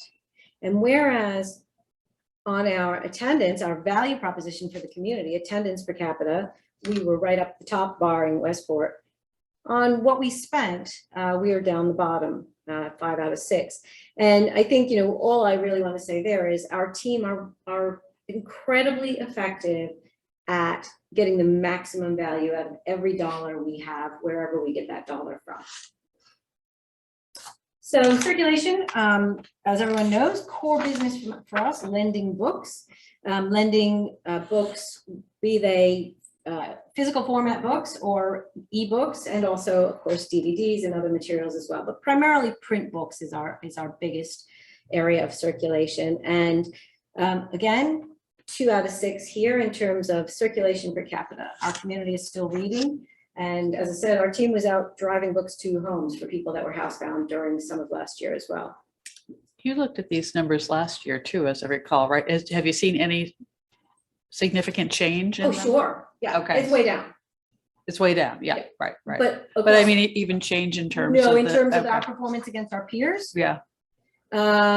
Circulation per capita, very similar in terms of relationship to the others. But everyone has seen, people didn't, if you prefer to read print books and you don't feel safe going into a public building, you're not borrowing books. We did a lot of curbside. To those that were actually housebound, we did drop offs and things, but no, this will bounce back as people start coming out and about a lot more. And next year, once we've got a new home for all those books. And again, when you look at, the number of books being borrowed compared to our spending on those same books. Again, the team are really talented at maximizing every dollar that we get. A measure that we use to see how well we're doing in terms of our book collection is turnover, how hard each and every book works. So this is a measure of how many times any given item in the whole collection goes out over and over throughout the year. And again, super important number for us to know that we're getting it right. Is Darien just more erudite, or did they? They spend twice as much on books. So are they more erudite? They like to read more, or? I don't think I could possibly comment. I suspect that the reading habits would be quite similar. Then why are they so? It's more if when Book X, the Lincoln Highway came out this year. If they can buy twice as many of those hot books as we can, they're going to circulate twice as many books. That's what's happening. There's a direct correlation between their collection budget and this number. They're also very smart at getting the right books into the collection. So that's one differentiator. They're smart about getting the right books. We're smart about getting the right books. We just don't have as many. Okay. So Lincoln Highway is a good example. I couldn't tell you how many we have. I'm going to guess we have 10 copies of the Lincoln Highway. Our demand could be 100 people wanting that book. If we've got to make 10 books, that's turnover rate. How many does Darien have? But I might have 20. They likely have 20. Right. So they have a higher budget They have about double the budget we do for materials for collections. And you're going to see more information on the income component from endowment and otherwise from other libraries. That makes a big difference. So looking at the actual finances and budget now, this is all based on the last complete year for which we have all audited numbers. So our total operating income per capita, which is the only measure we have where we can truly look at our peers and our reference group and compare accurately. And you'll see there, 4th out of 6. And then looking at our total operating income and where the money comes from, less than 1% comes from the state or from fines and charges. By the time we got to audit of last year, these are all audited numbers, the town's grant to the library comprised just almost 76% of our operating budget, and all philanthropy comprised 23.5%. So if we look at the town's share, the municipal grant, and we look at that as a per capita measure and compare it to our peers, you'll see that we're tracking just where we were. You're right, Kathleen, I show these graphs every year. We're tracking where we've tracked 4 years. Sometimes we're in position 5. This year we're in position 4. But when we take it to a macro level and we look at indexing the municipal grant contribution to the library against CPI using the 2018-19 as year 0, you can see that, what we're proposing for FY23 is over the course of the 5 years, pretty well aligned just below where CPI is tracking. Another measure that we can look at to think about this in terms of our comps is municipal support as a percentage of total municipal revenue. So all the others we've looked at is library operating as a percentage of library operating. This just looks at the town support of the library compared to the other towns. As a percent of their total municipal budget? Yeah. Library grant over town total revenue. So looking at the other wedge in the pie, philanthropy, is a wonderful story here. So uncharacteristically last year, Greenwich was ahead of us in actual dollars. That's the first time we've seen that since we've been looking at these charts like this. And I suspect it's got a lot to do with the fact that they just did a $20 million renovation of their library building. And so they had a major capital campaign. They also have a brand new building that people are enjoying. So I'm certain there's a connection there. However, when you look at the green line, that is gifts per capita. Our community continues at an individual and family level to be the most generous community, not only in our reference group, but also when I look across the whole state. We are the absolute top of the tables when you look at the whole almost 180 communities around Connecticut. New Canaan's families are more generous than any other community in the state. Is this annual stewardship? Mm-hmm. Annual, not Correct. We're not just capital. looking at 2021 operating income. Right. I meant in terms of the gifts. Yes. Okay. So, so this is that same, this is your green line. What's happened to my slides? So the green line represented in the bar graph, and here you can just see philanthropy per capita against our peer group. I had the one that showed the whole state, but it was just it looked like a barcode, but we were the furthest to the left on this one.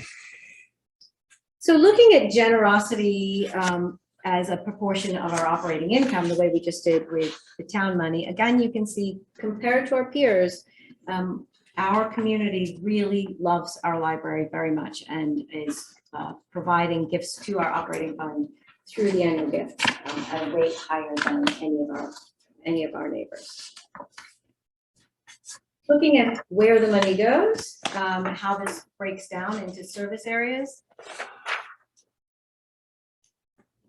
And then this slide obviously looks different from the rest. This is a slide I brought to you all in 2018 because I suspect you've looked at the budget that's been put in front of you, and you can see that our compensation line is the biggest area, it's always the biggest line and it's seeing the biggest increase. But we talked extensively 5 years ago about the need to get that line up so that we could both retain existing good quality staff, and that when we did need to recruit, that we could recruit talent from the open market and get the best possible people in. And what we discussed at the time was that we would need a planned program of increasing that line to make sure that we had the money available to recruit. So if we look using this proposed budget as 23 as one end of the scale, and again the 18-19 year as year 0, and indexing to the Department of Labor Statistics New England Wage Index, and you see where we are, and you can see that in 2021 we saw the biggest gap that is starting to close now, assuming this budget in front of you is the one that we go forward with. We're starting to close that gap. But the increase in the labor market, while we weren't getting our own compensation line up, you see that big gap opening up there in 21, 22. And in fact, what has happened is that we've had 5 long-term employees retire and another 5 staff leave during the last 12 months and 18 months now. And the consequence of recruiting in a wage accelerating market where we're seeing currently, 7%, and the lag from having not had our salaries budget where we needed it to be for a period of time means that we are looking at a compensation increase that I wanted to really break down here for you with this slide. And what I wanted to make sure was very clear here is that this projected increase on the compensation line is a 3% increase on salaries. Because since we were here a year ago, we have had to do so much recruiting in this accelerating market that our current position has us with a commitment that is up 3.4% on where we expect it to be at this stage. So our current commitment is currently up by 3% over what we thought we would be this time last year, when none of us, I assume, expected to be looking at 7% wage inflation. So that's just breaking out that one line for you. But of course, we can talk about all of the other lines in the budget and any other questions that you have for me. More pictures of people enjoying the library activities in an unusual year of outdoor only.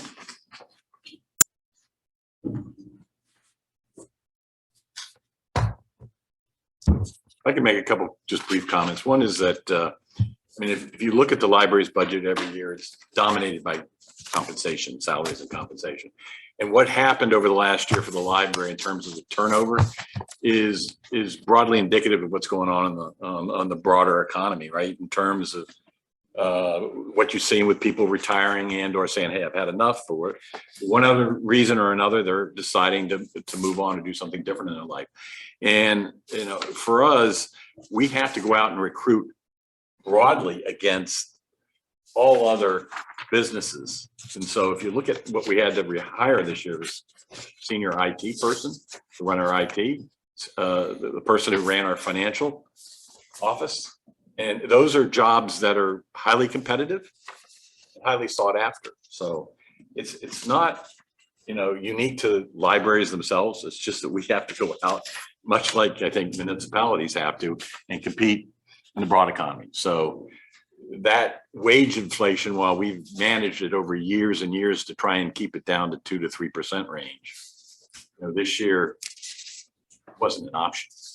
If we wanted to hire staff, we had to pay competitive salaries. And over the last 5 years, as Lisa has mentioned, we've tried to move those salaries from a level where they weren't competitive with our peers year by year to close that gap and get it up to where they were competitive. And we just started to reach that point where we were competitive with Westport and Darien and to some degree Greenwich, a little bit below. But as of last July 1st, we had finally, and I showed you that other slide, where we were back in 2018, we were about 13% under the average for our peers. We have achieved, we're almost up to 97% of the average. So we're still, 4th out of 6, but we're a lot closer to the average in total numbers. So we have, and that's, what you see here, we have been working towards trying to close that gap. But as wages started to rise, and we still weren't there yet, the gap started opening up. Yeah, it's kind of a bummer because I remember sitting with you in 2018 and sounded like a great plan, 5-year plan, and now the gap has gotten wider. Yeah, and we didn't achieve it, right? Because we came in, we you'll all remember that we've been incredibly good partners, and when our when we get the word that you've got to keep this budget to 2% over the last couple of years, we did that. And so we haven't been able to do the increases that we wanted, though we have continued to try to work towards that. That 5-year plan that I put in front of you, you know, because of the total town needs, we did as asked, and we came in where we were asked, and that had a consequence of not increasing that compensation line the way we all had hoped 5 years ago. So there's a compounding effect there with that, plus what we're seeing today in terms of CPI. Thank you for that. That's very helpful. It's CPI plus the great resignation, right, that every organization is dealing with. So I certainly empathize with that. I just wanted to clarify or maybe dig a little deeper on, I think what we're showing here is the total compensation line up 6.6%. I know you've got 3.09. No. You're right. Okay. What I showed was a breakout. Yeah, okay. 3.4% is increases we've already had to assume because we're recruiting in this market. Okay. So today, compared to where we expected to be today, we're already up 3% because we've just replaced 11 people. Right. And so additional 3% gets us to that 6.6 number. Okay. Okay. Thank you for that. Okay. And so when we look at the full line of total comp, that's salary and benefits, I presume. Salary, benefits, taxes. Now, an interesting point in that is that we lost 5 long-term employees who, 4 of them had been legacy grandfathered into the town's own defined benefit pension scheme. Since 2011, every retirement that has happened, any new people coming in have become our responsibility on our 403B. Mm-hmm. So these people that retired, and I can't speak to everybody's motive, but definitely the COVID, this was not the Great Resignation. This was COVID, and I was thinking about retirement anyway, and now feels like a great time. But when people who have been long-term employees leave, their pension responsibility shifts from the town to us, and in a different sort of way, right? Because they were mainly fully funded, whereas we're the defined contribution scheme. So, so that has, been an increase on our compensation line as well. And obviously, the tax portion goes up in a proportional to the salaries as well. Okay. Okay, and you had also mentioned, so that was one, the collection is up, I guess, 6%. Yeah, so that's the first time we've put the collection up, I think, in 8 years. Is that a mix between digital and It absolutely is. yeah. Yep. Well, it depends from year to year. We try to we try to grow digital as much as possible for the demand, Mhm. but digital is very expensive on a per item basis. And I think, in case people don't remember, you may buy a Kindle for $15. That same book is an ebook that we can lend multiple times, costs us anywhere between $40 and $80. If we're talking about the Lincoln Highway, that could be $80 for one ebook copy, because the rights to relend it are what cost us so much more. Mhm. So we have a very high investment in digital books to make sure that we're, again, giving our community that which they desire when it comes to books in the format that they desire. So does that feed into your IT costs as well, or is that something totally different? They are interrelated. Right. But no, the costs for all digital materials are in collections. Right. Some of the all the licenses are in the collections budget as well. That's right. So the IT, all the licensing there runs the enormous system that runs the whole library, the whole inventory system and all of that. All the licenses for, our 365 in the cloud, all of the, we're a very IT heavy business. Mhm. So the majority of that, the IT costs are all licensing costs. And what's the balance, Lisa, between digital and non-digital? In terms of use Use and Yeah. spend. That's a very tricky something I find challenging. It's about a 30-70 use, 30% use of digital to 70% book. But the costs are almost 50-50.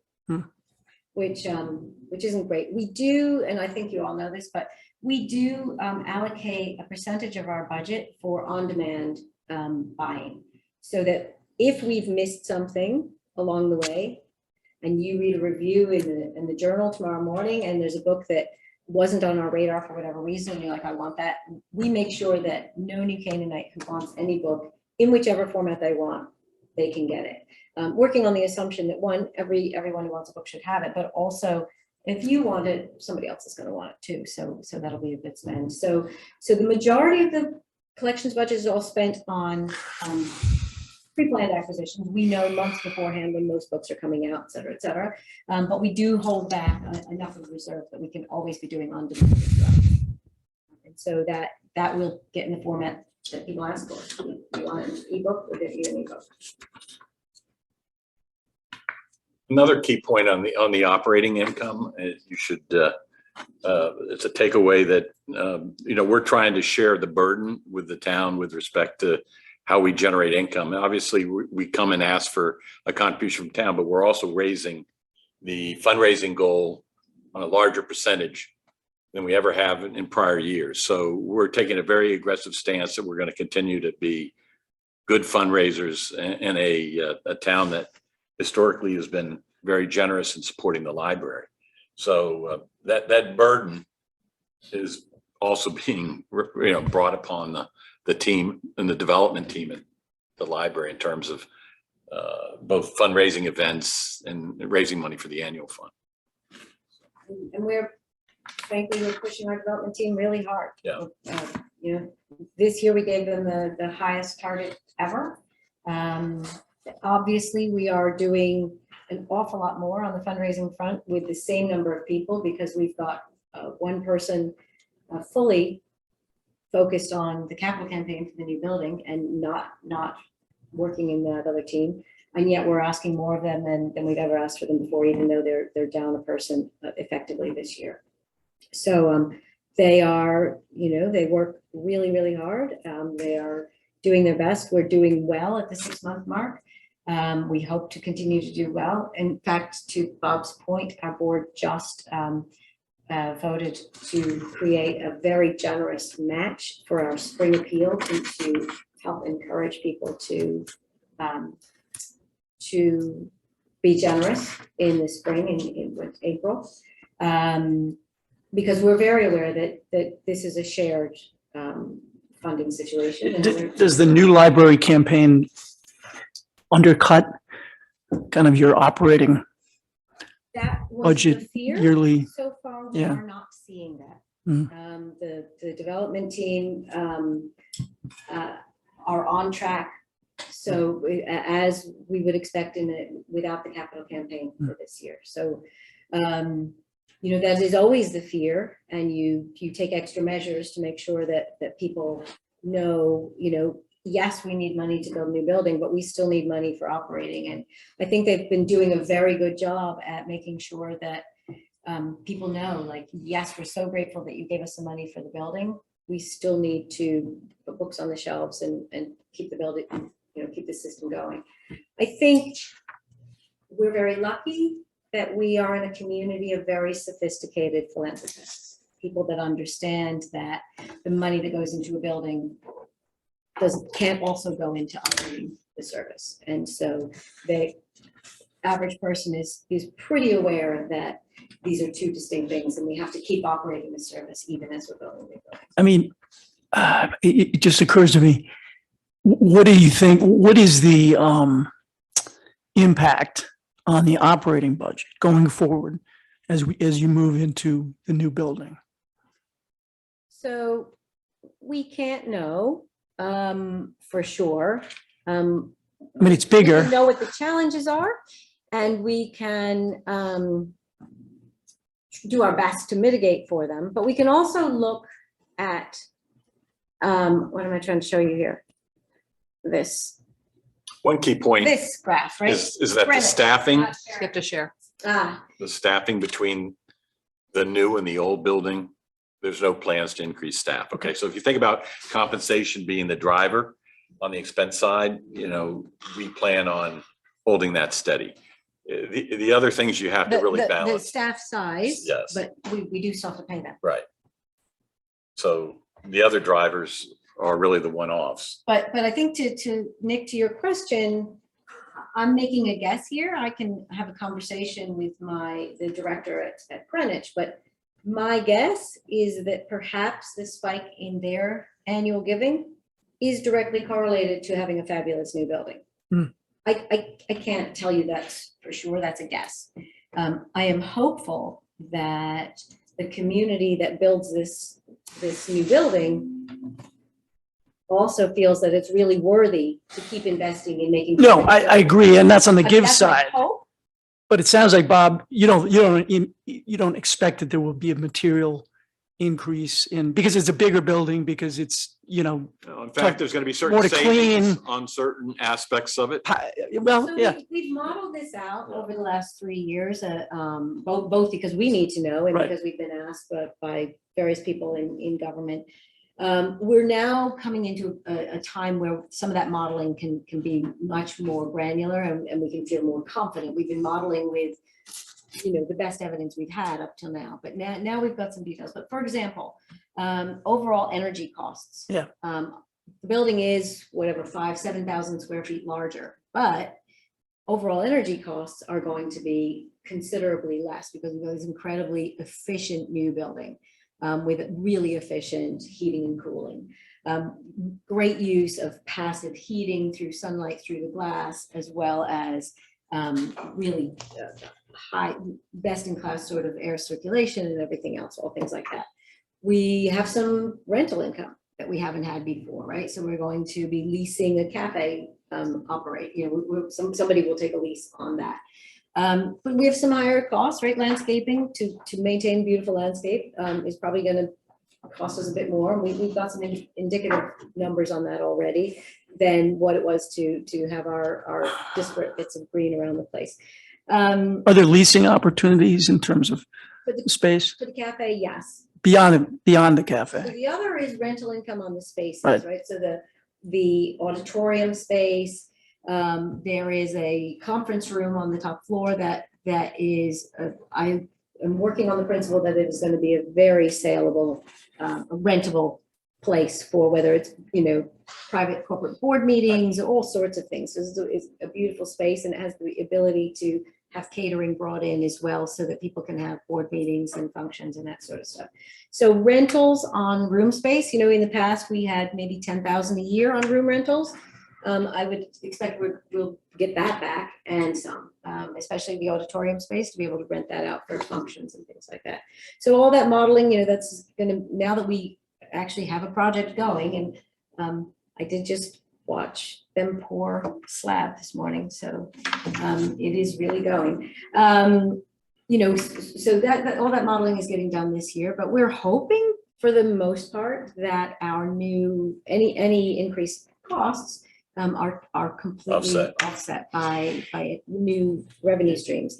And then the other thing about staffing that Bob mentioned is, so there's an area of the operation which Well, one thing we can mention, and this is, if you look at our budget for the last 5 years, one of the unique requirements, we had to set aside 50,000 a year of the town's contribution immediately for building maintenance. about our Of our philanthropic contribution. of money coming in. Then we had to set aside $250,000 just to handle potential issues with the old building, leaks in the roof, flooding in the lam room, et cetera, et cetera. And those expenses over the last couple of years escalated fairly dramatically. Those are hopefully going to go away. So there's an offset. Although we're going to have to do, Right. maintenance to make Maintenance. sure that this building Preventive is maintenance, really, really well looked after. But, Yeah. an entire capital budget that we've got, that we use this year, you'll see there's $25,000, the first $25,000 of our philanthropic income. It's at the capital is a capital reserve. reserve. You know, because we still have this year to get through, right? At the moment, it is raining inside the children's room, because the roof continues to fail. However, you know, we will be continuing to do some of that because we always have to maintain a capital reserve in order to really look after this new building. And so, you know, that money has to come from somewhere as well.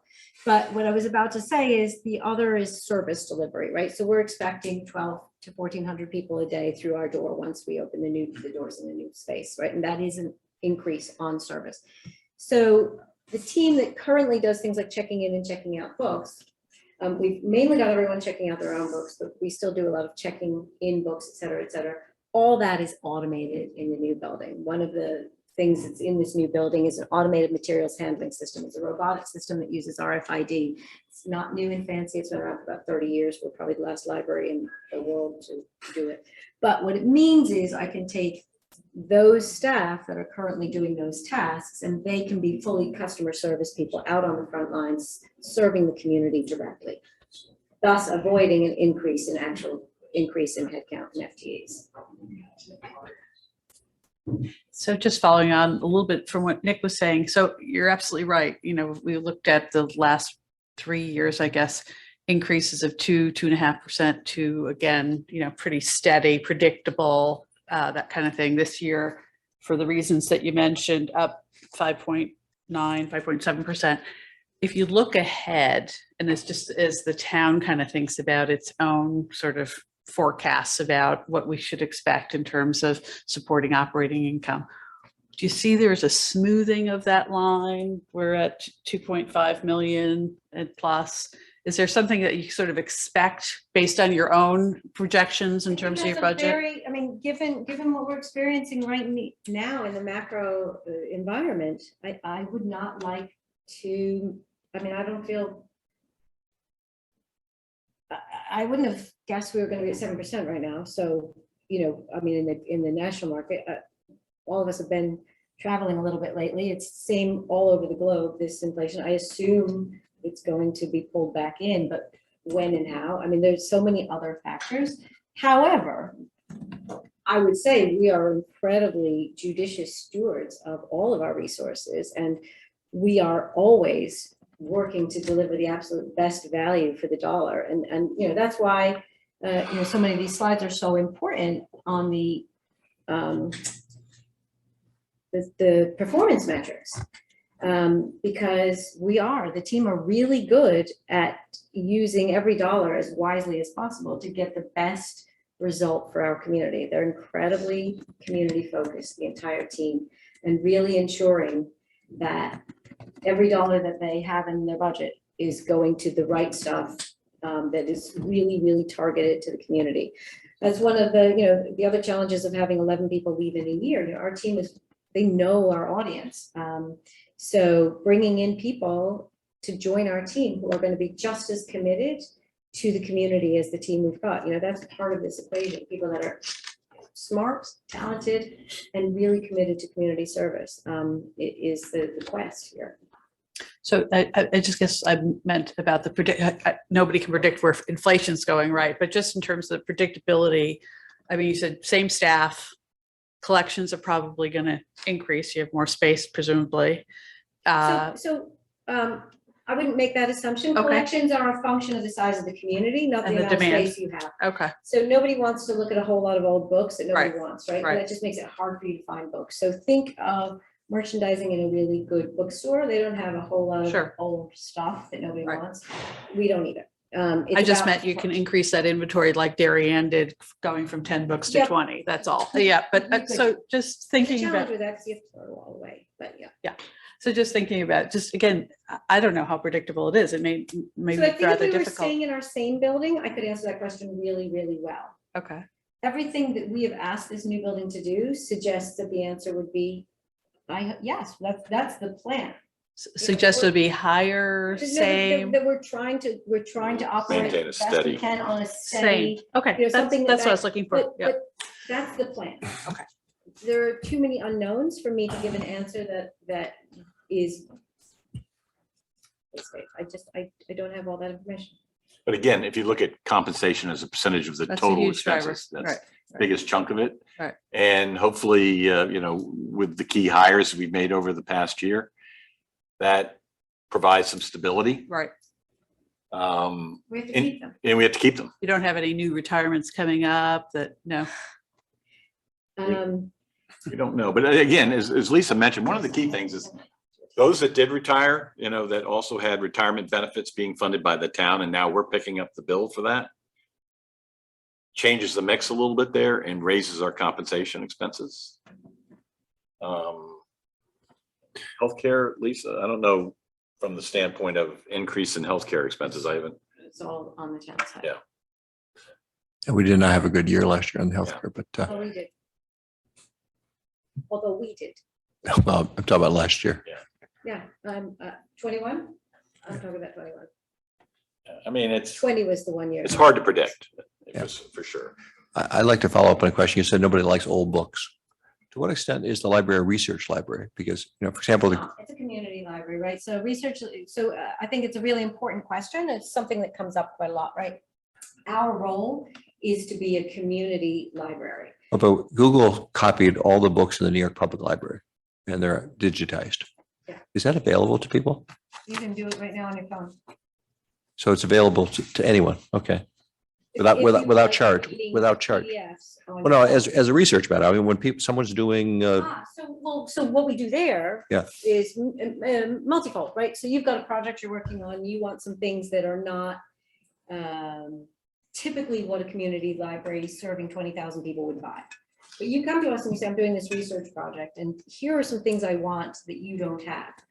You then work with a research librarian and we get you all those things either. Well, it digitally? depends on how they're available and where from. So we may get them for you digitally. We may borrow them from Yale or NYU or Columbia or any of the libraries in our network that we can borrow from. We might buy it. It depends on its recency, whether we think somebody else will read it. If it's wildly expensive or out of date, we're going to get it from one of the big universities. Right. If it's quite new and may have some popular appeal, not just for one researcher, then we may add it to the collection. Okay. And if it's a lot of research is actually journal articles. So we actually maintain an awful lot of research databases where we can just teach you how to use them and download your own digital material. Or it may come from a research database that we don't have, but that we can say, for example, something very specialized. We could go to, for example, Yale Medical Library, and they have a database that they have access to with that article you want. And we can interlibrary loan it as a digital file for you. So we have loads of ways of making sure that we satisfy every information need without having to buy everything in the universe. Any further questions on operating? Could you give us a very brief update on your capital campaign and when you expect to begin to borrow from the town's loan facility? So sure. Let me just put this. Capital campaign's going very well. I think everyone is aware that we had an extraordinarily generous gift at year end.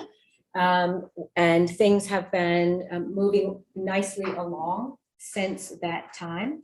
I didn't come prepared with any details of that because, I can give you a summary though. However, as to borrowing at this stage, we don't know that we will. I mean, as we've always said, we don't know that we would.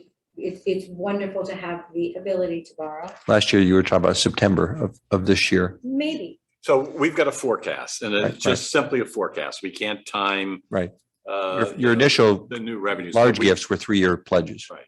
But we have a very good handle on the expense side. So we would anticipate, as it stands right now, that we would draw down from the town only one more time in the last payment On the 10 million. on the 10 million at the end of the quarter. So April. The balance of the 10 million. Balance of the 10 million. 4-point-odd million. And then as far as the revenue side is concerned, if it pans out as we've forecasted from a cash flow perspective, we would probably draw down on the line of credit in the October, November timeframe, start with very small amount. If at all. If at all. But it's if we're fortunate enough that some of these forecasted gifts come in on a one-time basis as opposed to being spread out over 3 or 5 years. We could be the beneficiaries of that. And, you know, we would be extremely delighted not to ever have to draw down. Well, on that's them. helpful to know because, you know, Right. people got upset about $13 million line of credit and Right. we never anticipated it No. probably would get as large as $6 million. So, Right. so, right. So. In fact, I think we can guarantee it will be less than 6 million, even if we saw But- an unexpected pause. But I think you can feel comfortable that the capital campaign is on plan. And if nothing else, a little ahead of plan. And, you know, the pipeline we're working very, very hard to build the pipeline. So we're encouraged there. And then on the expense side, you know, things have been right in line pretty much. And we have contingencies there for any surprises that come along. So, so far, so good. Remind me who is liable for the renovation of the or reconstruction of the parking lot? Is that, Well, that'll On be the- determined by a study that we do together after we're in the new building. Yeah, we're going to hire 1 year? the same Mike Galante who did the Yeah. analysis. And if the parking, we're going to wait a year to see how it operates. Yeah, Wait after. until the library project's finished. Let it So we're settle in, 2 or bed 3 years in, out. see- Mhm. Because we'll see some, there's no doubt we will see an interest in people coming to visit this library in the first year that will level off. What we don't know is where does it level off? And so we necessarily must wait a year to understand what the demand's going to be on that. How is the current patronage given the difficulty of parking? So it's really not changed at all. At all. Since the building started. So we were down because of COVID. Right. And things were starting to come back. And it's sort of just tracking exactly as it was. That's weird. We, we got about 10 spots still on our site. Right. And so they're in pretty much regular use. Right. The community is pretty fit and able, so, Right. walking half a block is Right. not that big a deal. The only thing is in the first few weeks, they were able to just cut straight through the middle of the lot, and now, of course, the fencing's all up, so they can't. But no, it's pleasingly, it's just held steady. Any further questions? The one question you didn't ask is, but we're on plan for, first quarter of next year being open, ribbon cutting, et cetera. First quarter, That's what I wow. was gonna- I was When does the just steel, actually gonna when does the ask. steel start First- going up? Being You'll, delivered next week. yeah, at the end of February, you will start seeing structures coming up from the ground. I mean, they're pouring the last of the fittings all around the foundation here over the next 2 weeks. And, weather permitting and everything going according to They're plan. out there, Yeah. apart from when it's snowing. So you said April next year? First quarter. First quarter. First quarter. First quarter. First quarter. That's pretty aggressive. I mean, I think the initial timeline was more like midsummer Right. to late summer.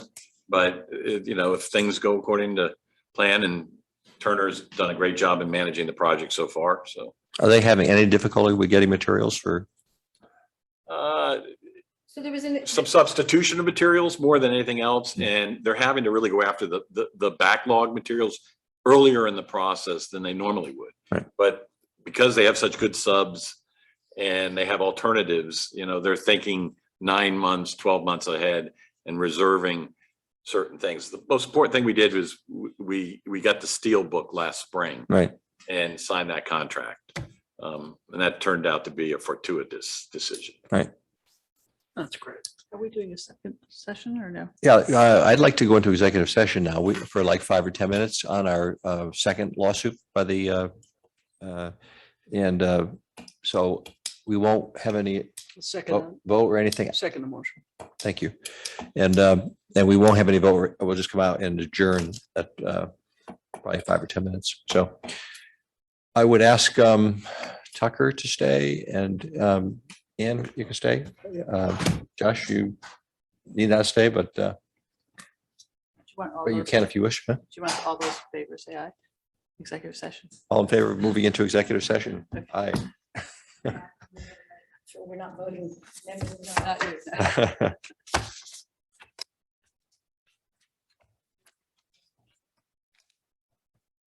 turn it off and have.